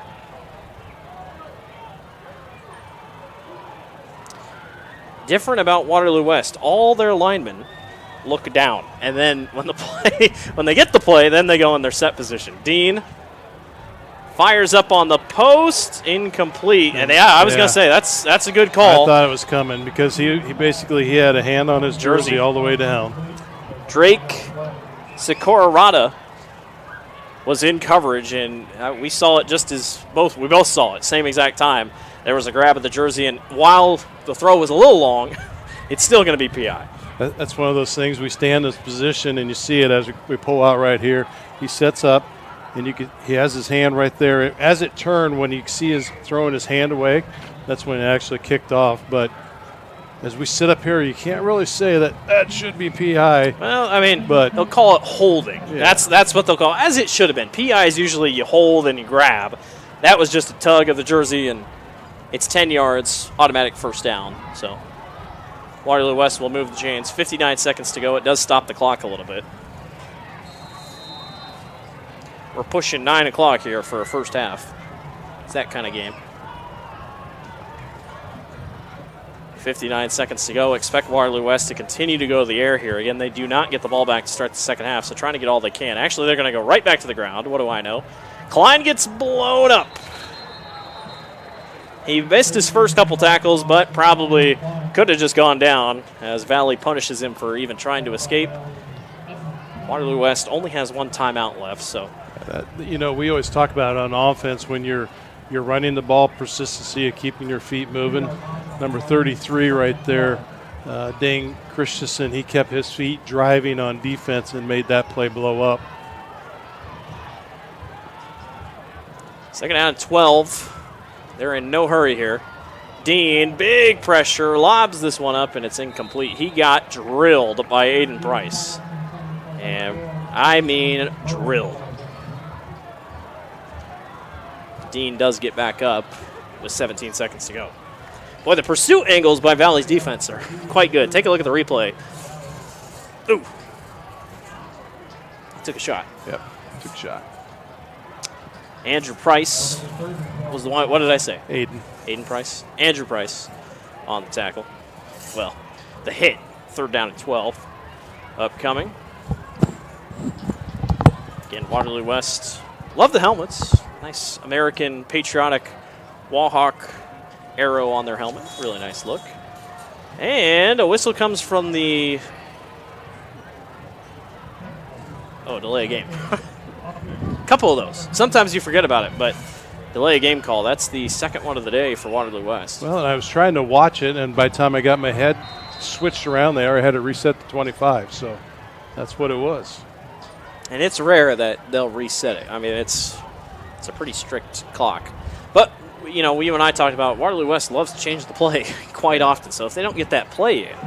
Valley's stacking it up here. They're going to put some pressure off that right side. And it's going to work. Klein gets hit I honestly, truly believe that big number 56, Caden Fluellen, could have maybe hit him harder, but I think he pulled up because he knew he had a great shot at him. And that will do it for the end of the, well, no. 3 seconds. Did Valley call a timeout? They're going to get a punt return out of this. What they're going to do. Well, you know your punt return team is electric, and they're really good at what they do. So, yeah, I mean, why not? Valley would love to get this thing to 35-0 in the second half. I don't think that made a lot of Waterloo West fans happy there, but you might as well try it. But when it's a stat line that you return kickoffs and punts for touchdowns, yeah, you do a pretty good job. You have to appreciate that call for that timeout right there. So we'll see how they set this up. And also, you know, how does Waterloo West set this up? I mean, there's only 3 seconds. Realistically, if you really wanted to not give Valley the ball back, I kick it out of bounds. Well, that, or I was going to say, if I'm Brady Dean, catch it and just run around for a little bit and just go down. Because it's not like they're going to get the ball back if they really wanted to give it up. So I don't know. We'll see what they do here. Jaden Brown is back to receive. Denault Moore is also back to receive. And we'll see what Waterloo West's plan here is when punting the ball, if they're just going to decide to punt it back. Also, for Valley, do you send everybody? Like, do you try to get a block? You've been close a couple times tonight. All right, well, 3 seconds. Oh, no, they put time up on the clock. 9 seconds, excuse me. Now, oh, they're going to go for it. Yeah, they're going to defend it as it. Well, nope. Quick punt. Pooch kick. I'm surprised Valley played up. And it's not a bad pooch punt either. This is going to go all the way down to the 29-yard line. Well, and you know, smart play by Waterloo there. I mean, they set it up as if they're going to do a pass play, so it forced them to leave that ball hang out there. So 28-0 is your halftime score. We'll be back in a little bit to recap what we've seen. Valley on top of Waterloo West. You're watching the Central Iowa Sports Network.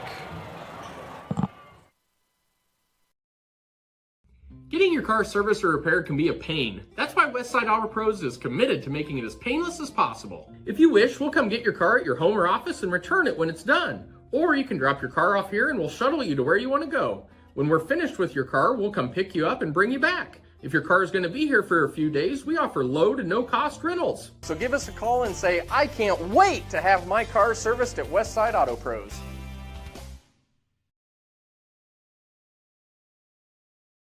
DeArmond CDJR Knoxville with these outstanding offers. New Grand Cherokee 4xe Trailhawk with up to $13,000 off. New Dodge Hornet RT also up to $13,000 off. New Jeep Gladiator Sports receive 14% off MSRP. And new 2024 Ram 1500 Bighorns with over $10,000 off. And we want your trade. Receive $300 to $500 more or we will buy it from you. Incredible savings at DeArmond Automotive Knoxville. Metro Heating and Cooling is celebrating 40 years of keeping Des Moines comfortable. To celebrate, this October we're offering $40 off one of our seasonal maintenance plans or $40 off any repair. Get your home ready for the colder months with expert care and big savings. Whether it's a quick tune-up or a much-needed fix, we've got you covered. So call Metro Heating and Cooling today to celebrate 40 years with $40 off this October. Trust the team that's been keeping you warm since 1984. Hi, this is Chris from Fireplace Superstore, and you and I both know that you've been wanting to convert your drafty old wood-burning fireplace into a high-efficient gas one. Well, this is the perfect time. Heating Glow is making it easier than ever. If you buy this year between September 15th and October 13th, Heating Glow is giving a free vent kit worth up to $650, making it easier than ever to convert that old wood burner. But the best deal in years won't last, so come on in today. Fireplace Superstore, just west of Homemakers at 109th and Douglas. You want to get stronger, faster, healthier. You want more. You want to be part of something bigger than yourself. A place for people of all ages, all walks of life, that provides opportunities for all to succeed. We do that. We're the why. Build more than muscle. Build a stronger community. Welcome back to the Central Iowa Sports Network. Valley on top of Waterloo West here at halftime, 28-0. Let's take a look at the scores that we saw in the first half. And Blake Walker, Dan Walker with you here. Dad, it was really just the offensive running attack really got going for Valley. Started out with a couple big plays up front. Yeah, you know, the big thing here is Valley, they were kind of slow going as they analyzed what that West defense was starting to do. And they quickly found out that West just did not change whenever they made a change. And it turned into be dividends in the long run.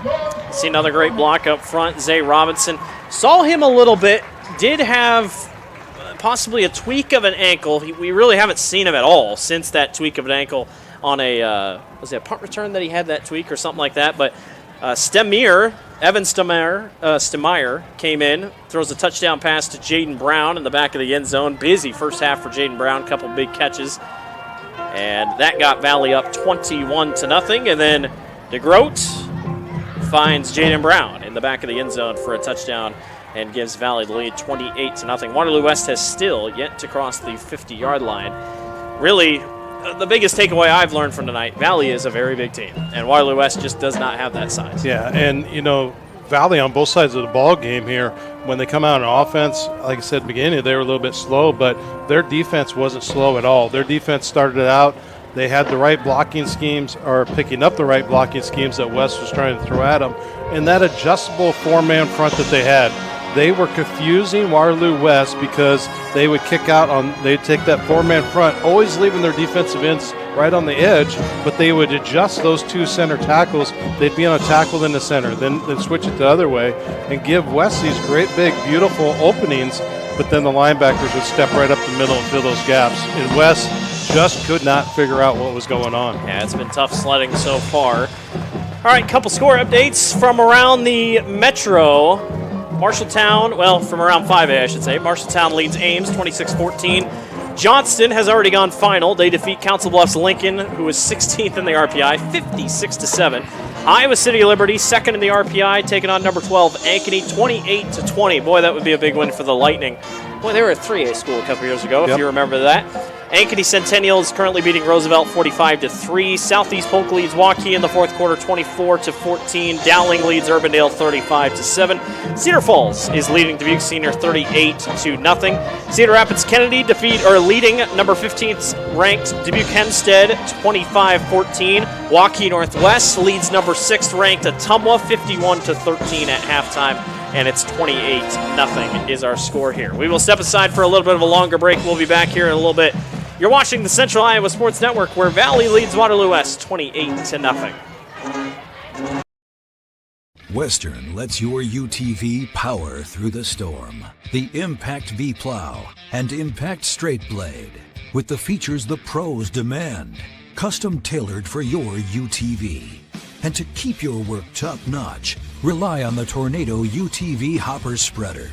Now that's a job well done. Western, more jobs done faster. Visit Truck Equipment Inc. today at truckequipmentinc.com.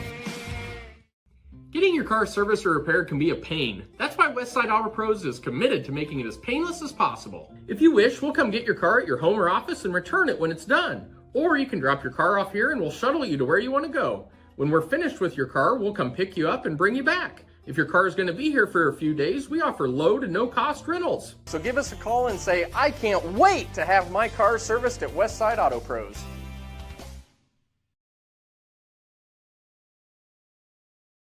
You want to get stronger, faster, healthier.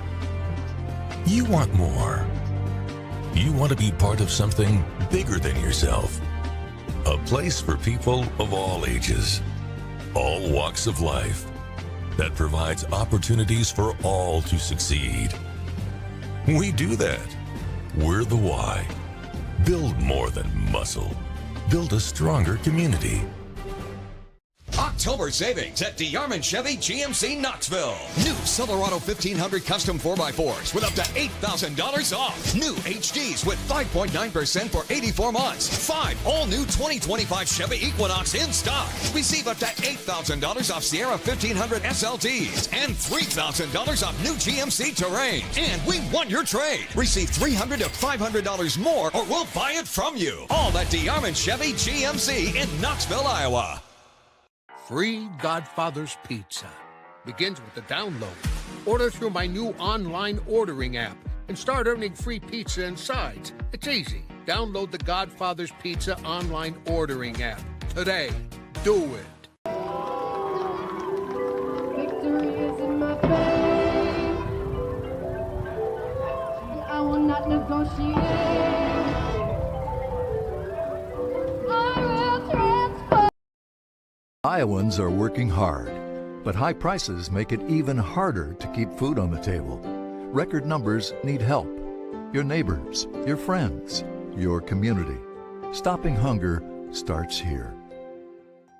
Over 1,300 vehicles on WaukeeChevy.com. Schottenkirk Chevy Waukee. If we don't have it, you can build it. Newly expanded service department means we're hiring. See the openings on WaukeeChevy.com. Schottenkirk Chevy Waukee. WaukeeChevy.com. Metro Heating and Cooling is celebrating 40 years of keeping Des Moines comfortable. To celebrate, this October we're offering $40 off one of our seasonal maintenance plans or $40 off any repair. Get your home ready for the colder months with expert care and big savings. Whether it's a quick tune-up or a much-needed fix, we've got you covered. So call Metro Heating and Cooling today to celebrate 40 years with $40 off this October. Trust the team that's been keeping you warm since 1984. Hi, this is Chris from Fireplace Superstore, and you and I both know that you've been wanting to convert your drafty old wood-burning fireplace into a high-efficient gas one. Well, this is the perfect time. Heating Glow is making it easier than ever. If you buy this year between September 15th and October 13th, Heating Glow is giving a free vent kit worth up to $650, making it easier than ever to convert that old wood burner. But the best deal in years won't last, so come on in today. Fireplace Superstore, just west of Homemakers at 109th and Douglas. Thank you for tuning into today's broadcast. Don't forget to like and subscribe to the channel so you don't miss any of our live events. You can also follow us on X, Facebook, and Instagram in the description below for more coverage of Central Iowa high school sports and the Des Moines Menace. Now, back to the game.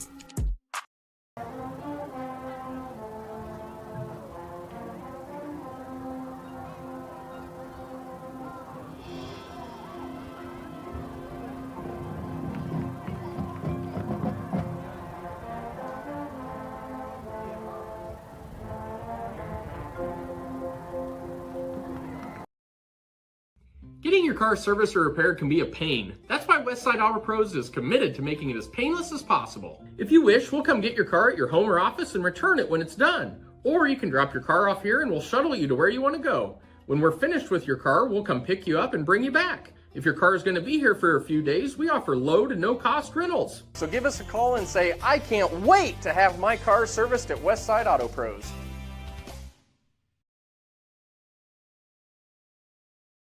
DeYarman CDJR Knoxville with these outstanding offers. New Grand Cherokee 4xe Trailhawk with up to $13,000 off. New Dodge Hornet RT also up to $13,000 off. New Jeep Gladiator Sports receive 14% off MSRP. And new 2024 Ram 1500 Bighorns with over $10,000 off. And we want your trade. Receive $300 to $500 more or we will buy it from you. Incredible savings at DeYarman Automotive Knoxville. Metro Heating and Cooling is celebrating 40 years of keeping Des Moines comfortable. To celebrate, this October we're offering $40 off one of our seasonal maintenance plans or $40 off any repair. Get your home ready for the colder months with expert care and big savings. Whether it's a quick tune-up or a much-needed fix, we've got you covered. So call Metro Heating and Cooling today to celebrate 40 years with $40 off this October. Trust the team that's been keeping you warm since 1984. Hi, this is Chris from Fireplace Superstore, and you and I both know that you've been wanting to convert your drafty old wood-burning fireplace into a high-efficient gas one. Well, this is the perfect time. Heating Glow is making it easier than ever. If you buy this year between September 15th and October 13th, Heating Glow is giving a free vent kit worth up to $650, making it easier than ever to convert that old wood burner. But the best deal in years won't last, so come on in today. Fireplace Superstore, just west of Homemakers at 109th and Douglas. You want to get stronger, faster, healthier. You want more. You want to be part of something bigger than yourself. A place for people of all ages, all walks of life, that provides opportunities for all to succeed. We do that. We're the why. Build more than muscle. Build a stronger community. Now, please turn the march back to the Valley School Song and Fight Song.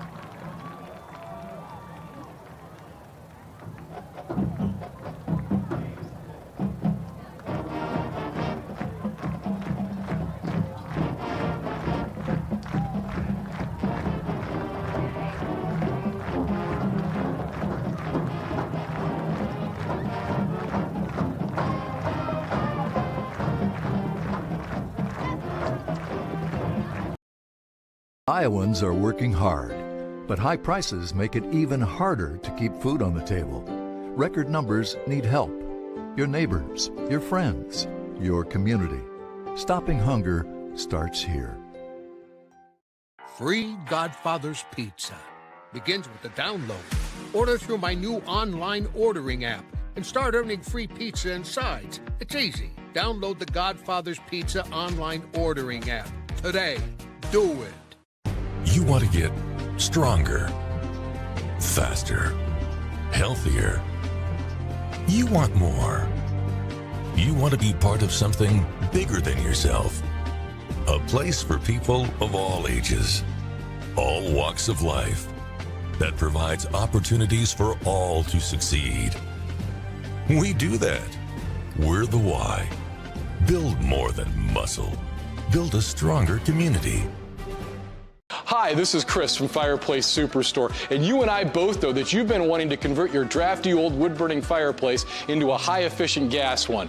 Well, this is the perfect time. Heating Glow is making it easier than ever. If you buy this year between September 15th and October 13th, Heating Glow is giving free vent kit worth up to $650, making it easier than ever to convert that old wood burner. But the best deal in years won't last, so come on in today. Fireplace Superstore, just west of Homemakers at 109th and Douglas. Free Godfather's Pizza begins with the download. Order through my new online ordering app and start earning free pizza and sides. It's easy. Download the Godfather's Pizza online ordering app today. Do it. Thank you for tuning into today's broadcast. Don't forget to like and subscribe to the channel so you don't miss any of our live events. You can also follow us on X, Facebook, and Instagram in the description below for more coverage of Central Iowa high school sports and the Des Moines Menace. Now, back to the game.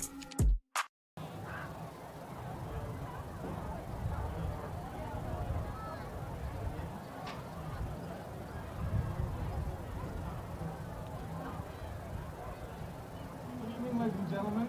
Please direct your attention to the 50-yard line where we introduce three Valley Tiger athletes. Valley softball had another outstanding season in summer of 2024. The Tigers shared the CIML league title with a 13-3 record, and they qualified for state. Valley's 21st time, 18th time under Coach Tom Biggie, who also won his 1,000th game as a head coach this summer. These next three players helped the team to a 38-5 record and a runner-up finish at the state tournament. Tonight we honor three All-State propellers. First up, Marin Heller. Getting your car serviced or repaired can be a pain. That's why Westside Auto Pros is committed to making it as painless as possible. If you wish, we'll come get your car at your home or office and return it when it's done. Or you can drop your car off here and we'll shuttle you to where you want to go. When we're finished with your car, we'll come pick you up and bring you back. If your car is going to be here for a few days, we offer low to no cost rentals. So give us a call and say, I can't wait to have my car serviced at Westside Auto Pros.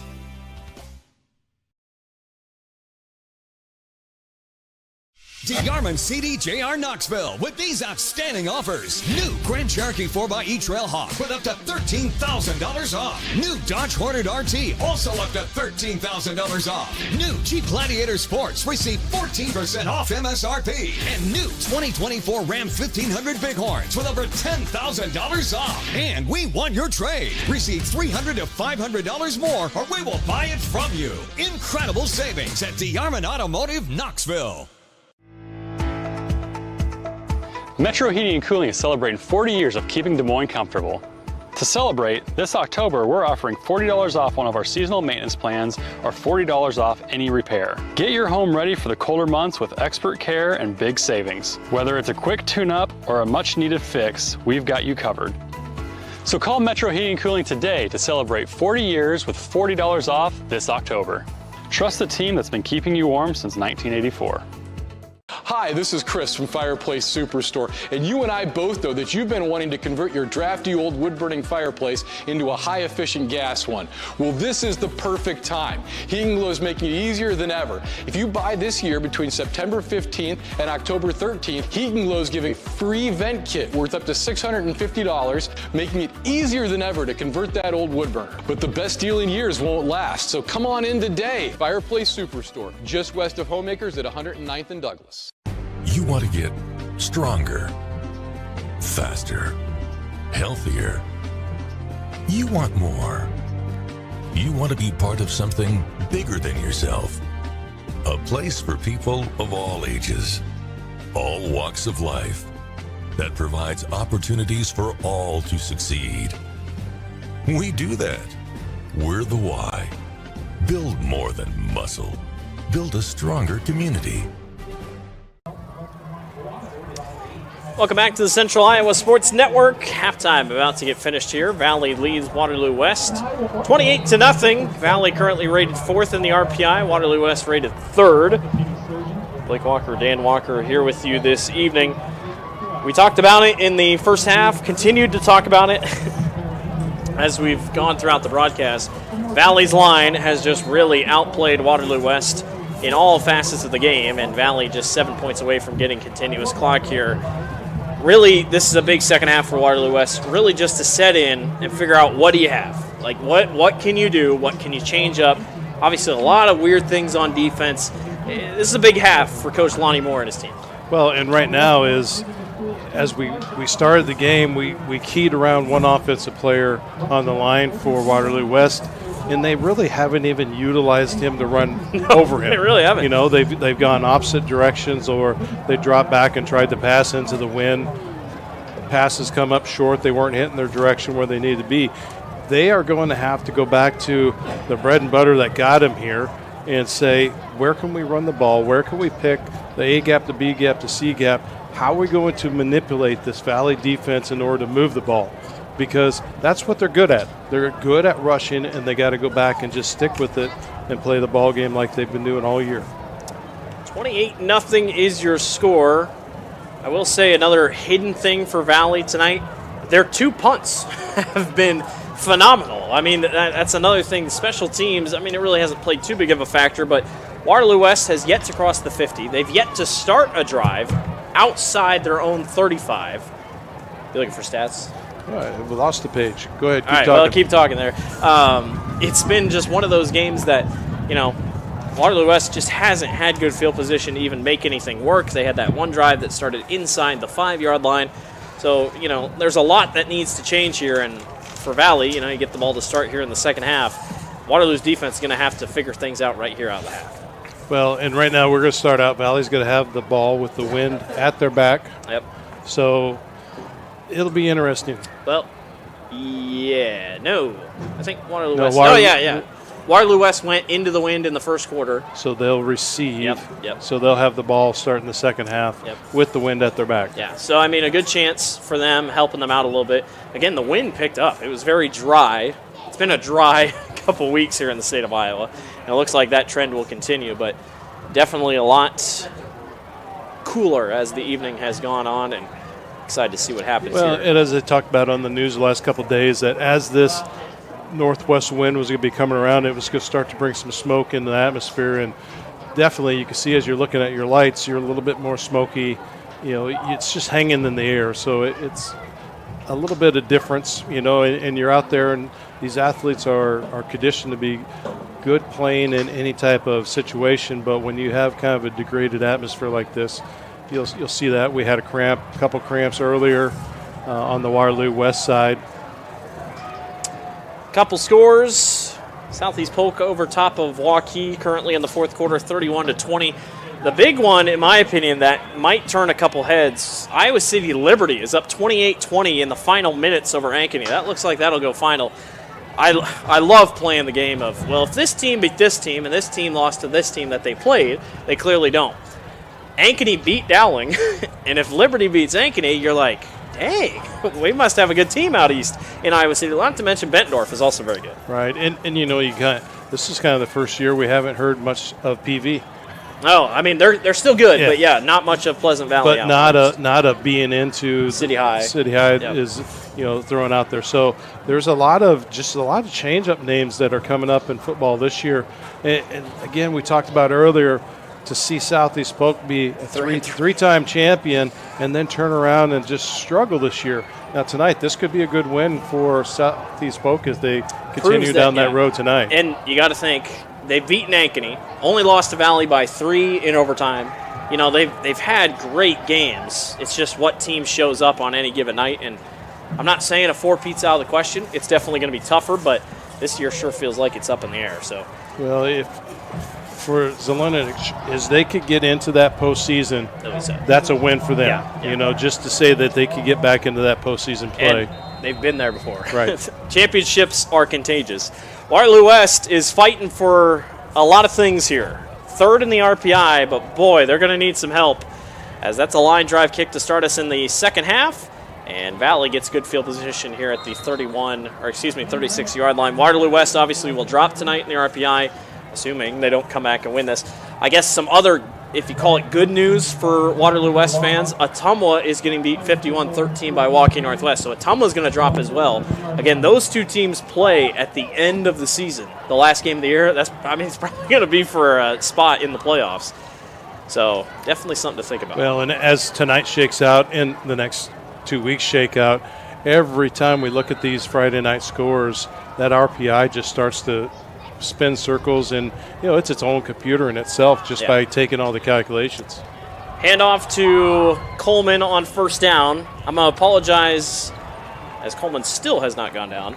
My eyes, I promise I have good eyesight. It's Ethan Stemler is the quarterback for Valley. I kept saying Stemir because I thought the L was an I. So I promise I have good eyesight. I'm just looking at that now, and I'm like, well, I had that wrong. So there is a way to zoom that to make that a little bit bigger for you. I should have zoomed in. Ethan Stemler. I called him Stemir in the first half. Ethan Stemler is now in at quarterback, assuming, obviously with a comfortable lead, Valley doesn't want to try anything crazy here. And nothing wrong with the dual quarterback system. So second down and 4.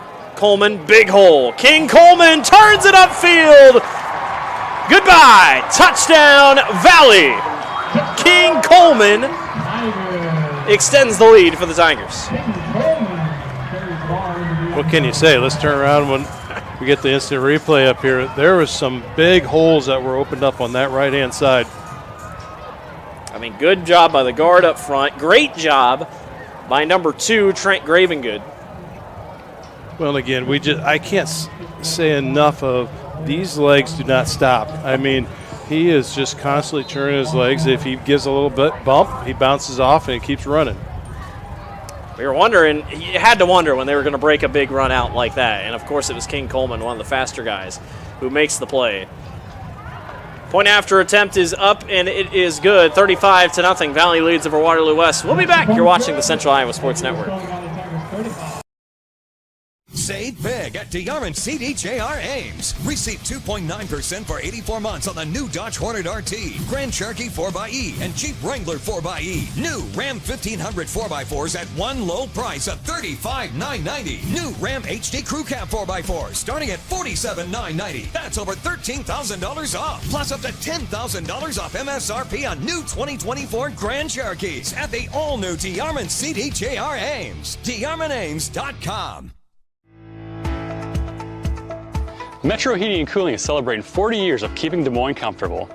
To celebrate, this October we're offering $40 off one of our seasonal maintenance plans or $40 off any repair. Get your home ready for the colder months with expert care and big savings. Whether it's a quick tune-up or a much-needed fix, we've got you covered.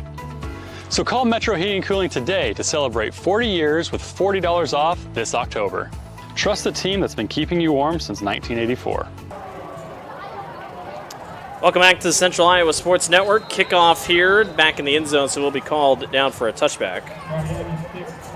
And Waterloo West will come out on offense, trailing 35-0. And with that, 35 points continuous clock is now in motion. The clock should run on all times but penalties. And even change of possession, usually they don't. It kind of depends on the school, but Valley's the home game, so the home team. It depends on the clock operator. Clock operator, 100%. I've called road games or in teams, the home team will be behind, and they're like, we'll give it a little bit more time. But it's a testament to how well Valley has played tonight and has moved it to continuous clock here. So Brady Dean back here at quarterback once again. See what he does here on first down. They go a handoff. This is a new tailback. We'll get the number once the pile comes up undone, a gain of about a yard. I believe number 22, Moses Bunn. Yeah, and that charge was led in there by Genemez and Walter.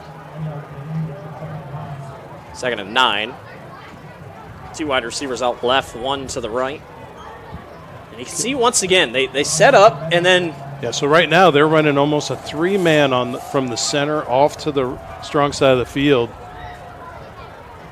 Well, we haven't talked about Nielsen a lot, but there was a good block. I did watch him that whole time. Good block off the edge there. Gets him a couple to be 3rd down. Yeah, he's actually able to get a good seal on Jimenez, and it helped give that extra 2 or 3 yards on that play.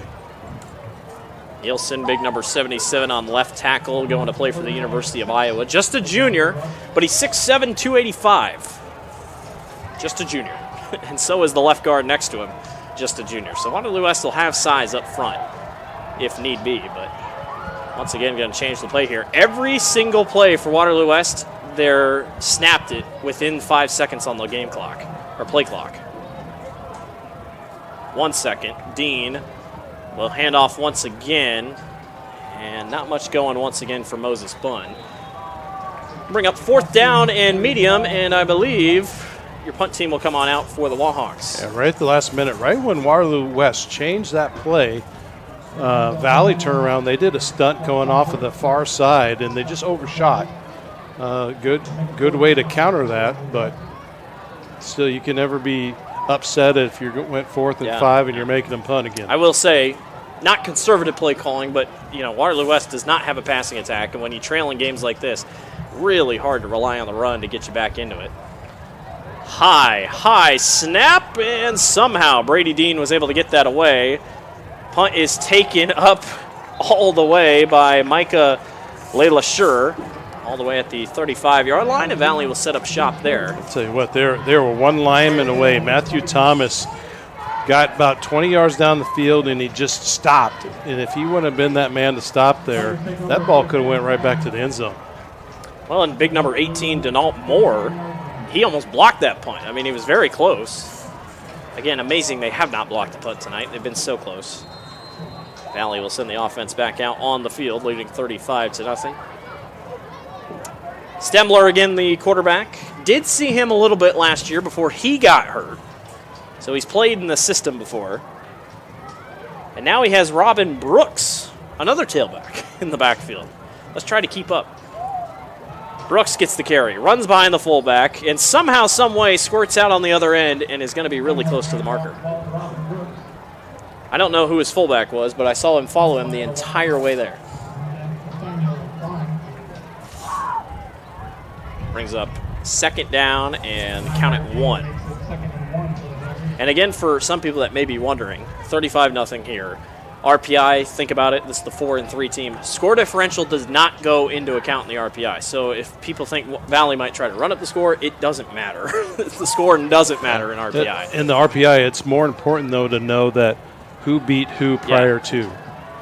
Handoff near side. Nice run by Robin Brooks. Also, and you made a good point, it is your opponent's record, then their opponent's record. So really, you want to say, for Waterloo West, you need Valley to keep winning. You need Atumwa. You need these guys to keep winning. You need Northwest to keep winning as Valley's back in the Metro Heating and Cooling red zone. I tried to calculate some formulas this past week. Not my thing. even though it was given to me. There's a timeout on the field. Still a little hard. Credit to the association. We'll take a break. 35-0 Valley on top of Waterloo West. We'll be back.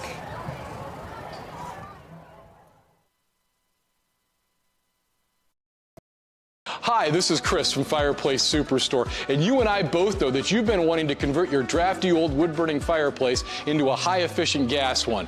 Well, this is the perfect time. Heating Glow is making it easier than ever. If you buy this year between September 15th and October 13th, Heating Glow is giving a free vent kit worth up to $650, making it easier than ever to convert that old wood burner. But the best deal in years won't last, so come on in today. Fireplace Superstore, just west of Homemakers at 109th and Douglas.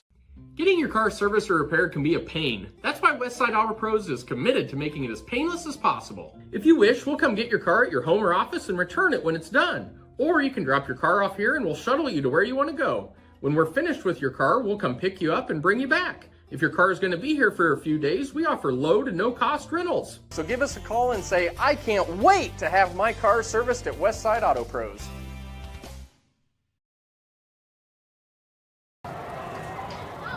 Welcome back to Central Iowa Sports Network, 35-0. Valley on top of Waterloo West.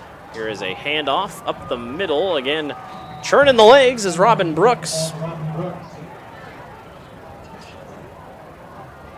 Valley leads 35-0. Continuous clock here rolling at Valley Stadium. Trying to check in on a couple of the scores. Waukee is back within 1 point, 31-30. Or 30-29, excuse me, against Southeast Polk. The Warriors trying to get and rally for a big win. I know it's a lower school, but number 2, Regina, got upset tonight by Beckman Catholic. That is no longer Marv Cook's team, but still a good team nonetheless. Handoff left side. Brooks runs into traffic and goes down. And that is one of the first defensive stops that West has had. Unfortunately for West, forward progress is going to help Valley here a little bit. Looking at the play, makes it 31.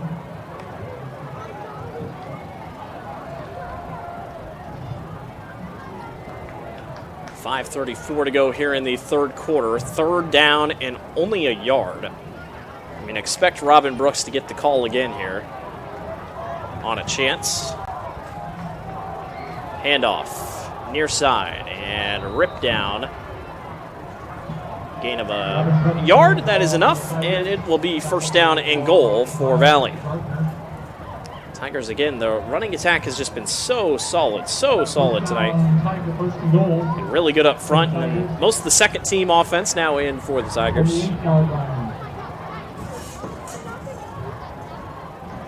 Either most of the games must be over, but I'm not catching anything that's live right now. Well, it is 9:30. You know, there is a lot of games that have gone final and are continuing to go final. I'm kind of keeping up with it. Iowa City Liberty does defeat Ankeny. That is a huge win for the Bolts. Big loss for Ankeny. Robin Brooks continues to get fed the ball.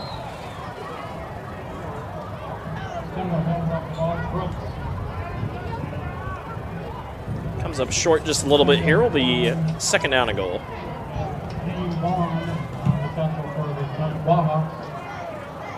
I will say, whoever put in the Waterloo West score on bound was wrong. They said Valley was up 14, or Waterloo West was up 14-0. I can confirm that is not correct. But second down and goal here inside the 5. Robin Brooks might be determined, destined to score here. He gets the call again and does score. Robin Brooks, touchdown for Valley. That whole drive was number 24 into the end zone. That is his first touchdown of the season. Came in with just 13 yards all year and gets a great block here. Take a look at the replay. Nice blocking up front. Great block by big number 85. And Valley extends the lead 41-0, and they'll come on and attempt the point after here.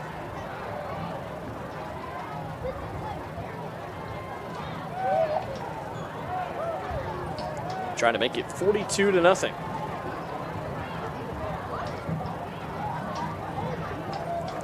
Snap, hold, kick on the way, and it is right down the middle.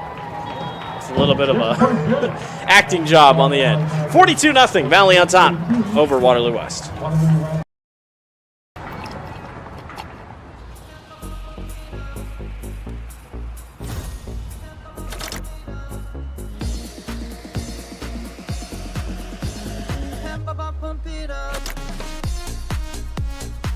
fuel choice that even rivals can agree on? Now that's worth the hype. Cheaper, cleaner, and homegrown. Pump it up with unleaded 88.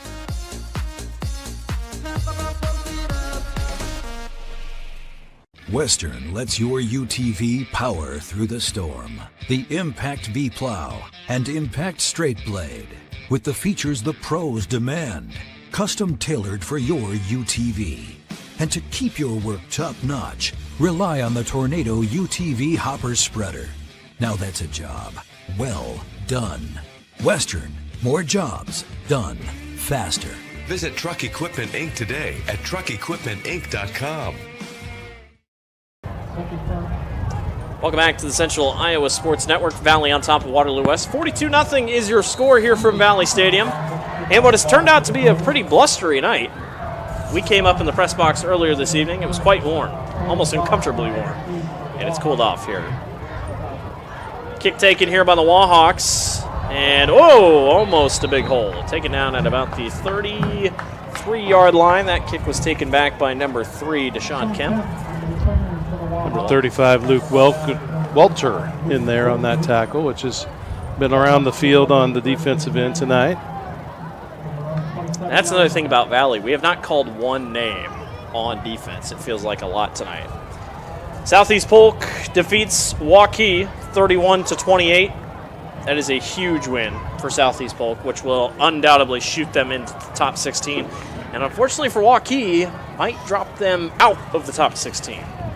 Well, and mentally for Southeast Polk as a team, they needed that win. Yeah. You know, anything to bounce them back, to figure out what happened in the first 5 games of the year, that we're slowly figuring something out now. Backup quarterback is in here for Waterloo West.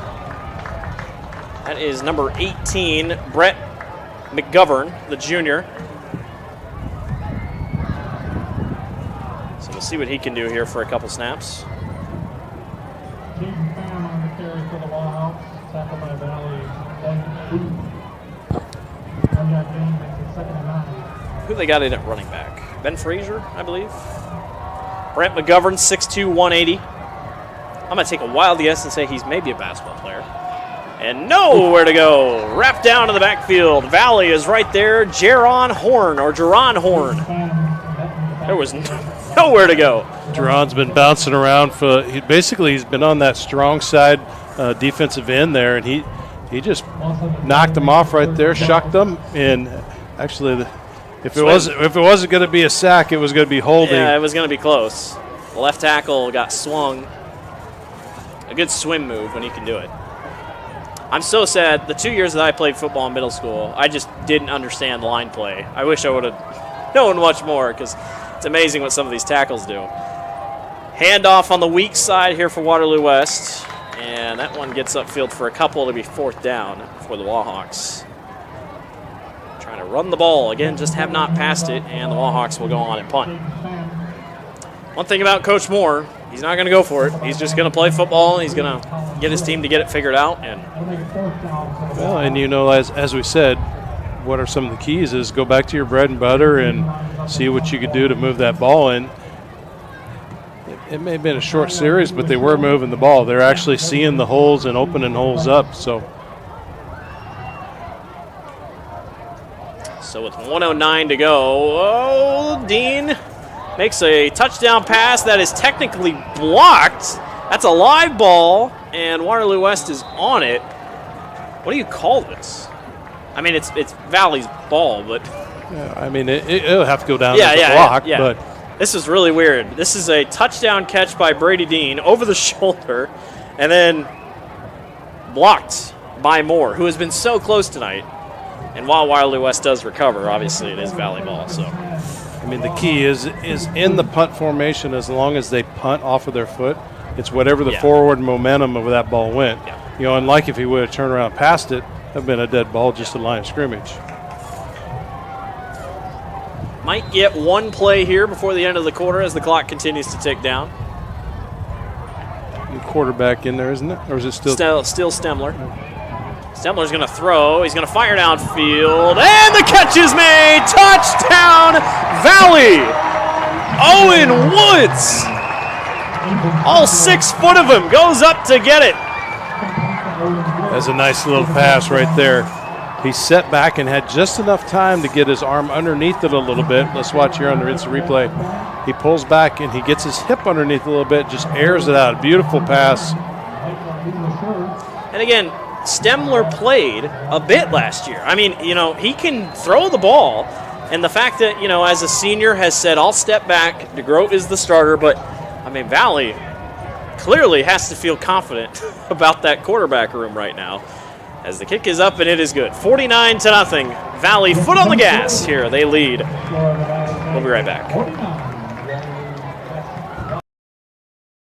You want to get stronger, faster, healthier.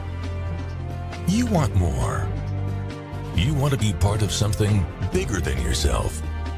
A place for people of all ages, all walks of life, that provides opportunities for all to succeed. We do that. We're the why. Build more than muscle. Build a stronger community. Iowans are working hard, but high prices make it even harder to keep food on the table. Record numbers need help. Your neighbors, your friends, your community. Stopping hunger starts here. Over 1,300 vehicles on WaukeeChevy.com. Schottenkirk Chevy Waukee. If we don't have it, you can build it. Newly expanded service department means we're hiring. See the openings on WaukeeChevy.com. Schottenkirk Chevy Waukee. WaukeeChevy.com. 49-0. Valley on top of Waterloo West. 8 seconds to go here in the third quarter, so expect this to be the last play of the quarter. On the kickoff here, Waterloo West sends 3 guys back. 3 guys back to return. I never really see that a lot. And I lied. The clock won't move. So. Well, it is kind of interesting because typically, you know, you see 2, but when you take a third person, that's just taking one infield blocker or outfield blocker away that could be picking up a runner or what have you. So now I will say the trick plays could get interesting, you know, back there, but I don't know if Waterloo West will get a playoff here because the clock should start. Yeah, there it is right there. So if they want to hurry, they can. Clock is still not started. I think they'll have to run it because they won't wind it until. It sure seemed like the official made the signal to do it. So Wallhawks try a run off the near side, going to pick up a couple, and that'll do it for the end of the third quarter. We are headed to the fourth, and we'll be right back. Valley leads 49-0 over Waterloo West. Ever have one of those awkward moments when a business disappointed you? You got ripped off? Didn't get what you expected? The Better Business Bureau can help you avoid these uncomfortable situations. BBB accredited businesses are honest, ethical, and reviewed annually by the BBB. Don't experience another awkward moment with a bad business. Trust the ones that operate with integrity. Look for the BBB seal. It's the sign of a better business. And find a better business anytime at bbb.org. Western lets your UTV power through the storm. The Impact V Plow and Impact Straight Blade, with the features the pros demand. Custom tailored for your UTV. And to keep your work top notch, rely on the Tornado UTV Hopper Spreader. Now that's a job well done. Western, more jobs done faster. Visit Truck Equipment Inc. today at truckequipmentinc.com.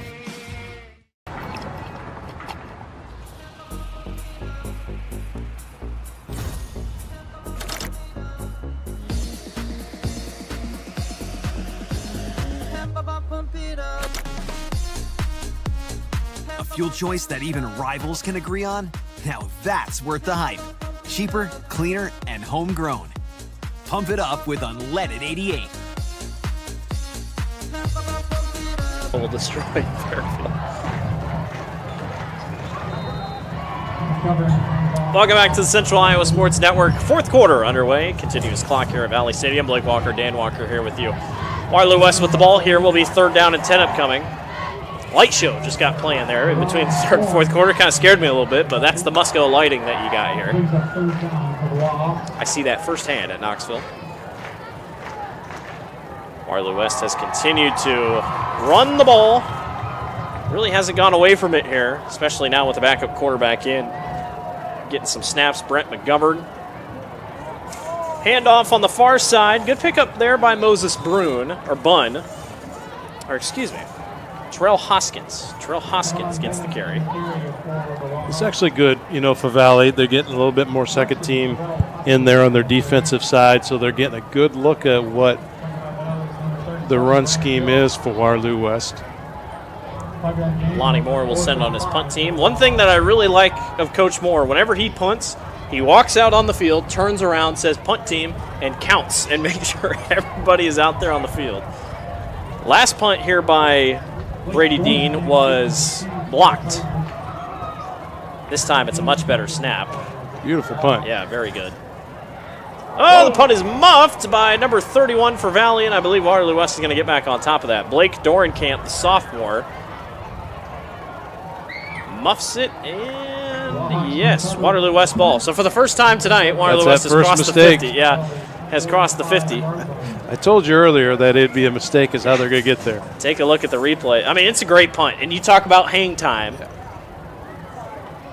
It's almost like he didn't know what he wanted to do. Did he want a fair catch it? Did he not?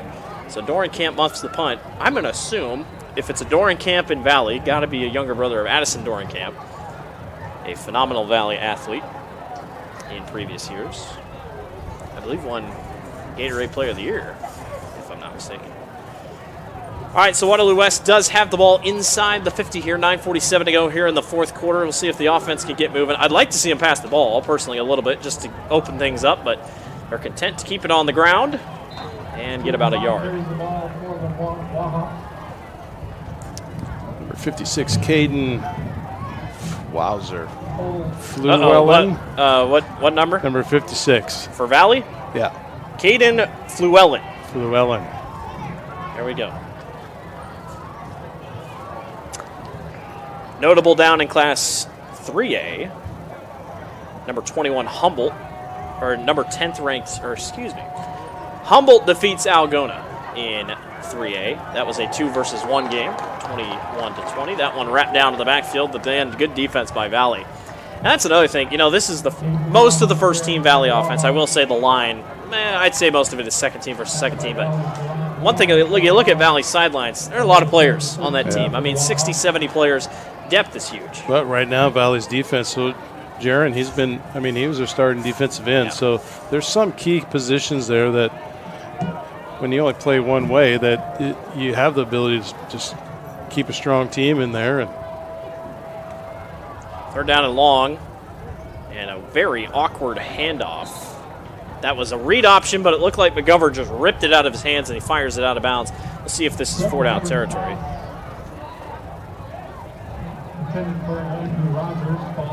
Yep. He's bringing out the punt team. So they will attempt to punt and maybe try to pin Valley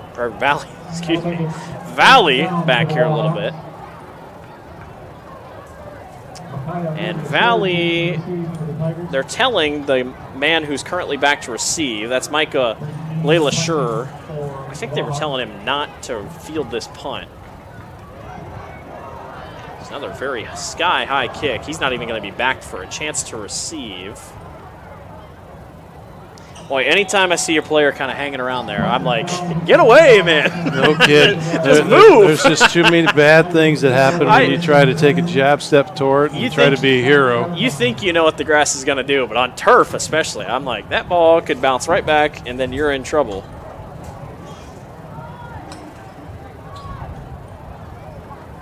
So the clock will continue to move here at Valley, the deepest they have started here offensively. Robin Brooks not here in at running back. Let's see who they put back there. I want to say this is going to be Emmanuel Roamich. Yep, it is.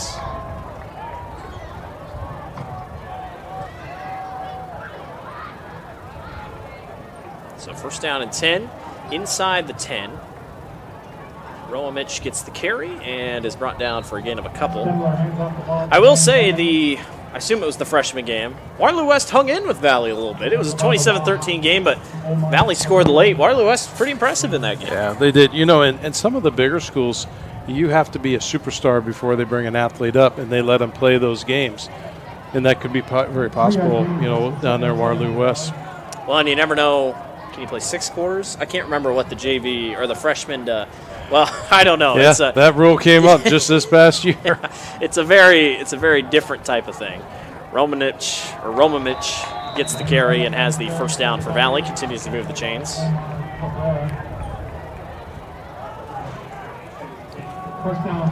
Clock continues to move here. A couple substitutions in for the Tigers. Well, take a look at Waterloo West the rest of the way for the Wahawks. Again, you talk about RPI. It's going to be really interesting to see what happens. But unfortunately for the Wahawks, things do not get easier. They take on Iowa City Liberty next week, who just beat Ankeny. And then you face Ottumwa. And again, I truly believe the Ottumwa game versus Waterloo West might be the game that sets who goes to the postseason. Let's take a look at Valley's schedule here in a second. I know Valley for sure gets a big game next week that they cannot slouch over, if I'm not mistaken. Ankeny. They will go to Ankeny and take on the Hawks. Valley won that game on a last-second kickoff or last-second field goal that propelled them into the postseason. Then they finished the year against Marshalltown.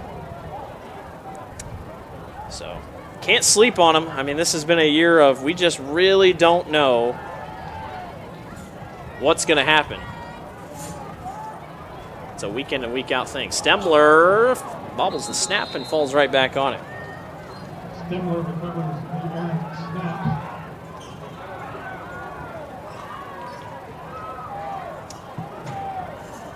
The 3rd down and 3 upcoming, or excuse me, 3rd down and 11 upcoming. Saw the wrong thing there.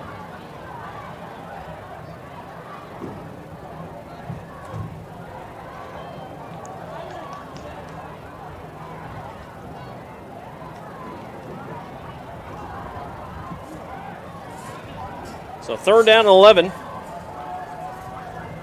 Waterloo West has brought in some bigger defensive linemen there. Stemler waiting, fires downfield, incomplete. In and out of the hands of Ruben Dowey, the 6'1" wide receiver. Take a look at the patience here. I mean, this is a great throw. And just out of the fingertips. A little bit of hearing those footsteps right behind you. And that crowd wanted that so bad.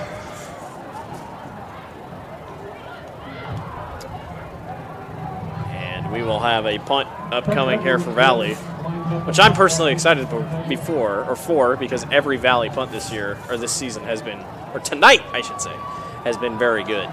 So can't dislike that. I want to thank everyone for watching here tonight on the Central Iowa Sports Network. Blake Walker, Dan Walker here with you. My dad usually comes up. I think it'll be a one-a-year thing. Come up, call game. This year, or last year, we obviously, in my truly opinion, we had probably the game of the century. That up to this point, the game of the century, Dowling Catholic and Southeast Polk, obviously has not been the same here this evening. But good to have you back up here. And yeah, it's always impressive. They're waving off that flag there. To see the stadiums that are here in the CIML is just incredible. And I grew up playing in the CIC, playing South against Tama, pro South Tama, playing against Urbandale Ankeny and Southeast Polk. And the old Southeast Polk field was a small field, and to have the luxury to step into that field last year was pretty incredible. And I made the comment tonight, we were sitting here visiting, that I remember when I was in high school in 9th grade, I went to Valley as a marching band competition. It was at the old Valley Stadium that was sunk in behind the school. So, a lot of changes have gone on here in the city, and I'll say in 30 years plus. Yeah, it's been quite a bit. A lot of stuff has been built. I still think this is the stadium. I mean, this is still the place where I think everybody loves to come, loves to play football. 8-player teams come here and play football. I mean, that's... Well, and what's nice about this Valley Stadium is when you look out the window here and look around, it's not a metropolitan that's built around it. Yeah. There's plenty of space. There's green space around it. It's just still kind of gives you a rural setting of a football field, but it's in a big city. Handoff up the middle for Waterloo West. Going to get a couple.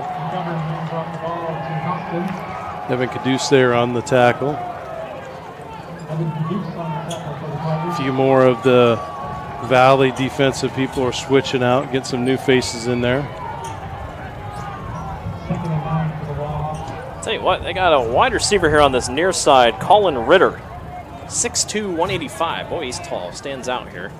Under a minute and a half to go here. Handoff. Good burst off that near side or far side by Terrell Hoskins. Valley will move to 6-1 on the regular season and will no doubt move up in the RPI. I don't think they'll move a ton because Iowa City Liberty gets the win tonight. Looks like Bettendorf's easily going to cruise. Waterloo West will drop to 5-2, and unfortunately for them, the rest of the schedule does not get any easier. It'll be interesting for Waterloo West on the RPI is what happens. How far? I mean, this is going to be a little bit of a hit here. But again, scoring differential does not matter. You know, it's just kind of one of those things that it's who you lost to. That's the key. Waterloo West or Waukee Northwest getting the win over Ottumwa, that technically helps because that means Waukee Northwest schedule gets better. So I don't know. I truly do believe Waterloo West versus Ottumwa at the end of the year will be a game to see who gets into the postseason. So they have a lot to look forward to. But tonight, just outmatched. Valley is by far and away one of the best teams in the Metro. Lost to Dowling, but just by 3 in overtime. Coin flip between those two, but Tigers have showed dominance tonight. Last play of the game here. McGovern will roll and will take off upfield and run out of bounds. Well, that will do it here from Valley Stadium. 49-0. The Tigers take the win, and if you're saying it from the RPI, it's technically an upset. 4 defeats 3 here at home. 49-0 is your final score. It was ground, it was pound for Valley, and once again the Tigers roll and look good to be hosting a playoff game here. Yeah, exactly. You know, we thought we were going to see an air game coming into this whole thing from Valley, and to turn around and see Valley contradict our own game plan and say, no, we're going to run the ball tonight, and we're going to run it very well. And then to switch out a couple different, positions in that quarterback field, I loved what I seen tonight out of Valley. Well, now you can sit at home at the end of the year, watch the Unidome, and be like, I know what I'm going to see. So there you go. Dad, I appreciate you joining me here tonight. For Reese and Pete on our camera, Sean, our producer, he's Dan Walker. I'm Blake Walker saying so long from Valley Stadium where the Tigers defeat the Wahawks 49-0. Thank you for watching the Central Iowa Sports Network. Iowans are working hard, but high prices make it even harder to keep food on the table. Record numbers need help. Your neighbors, your friends, your community.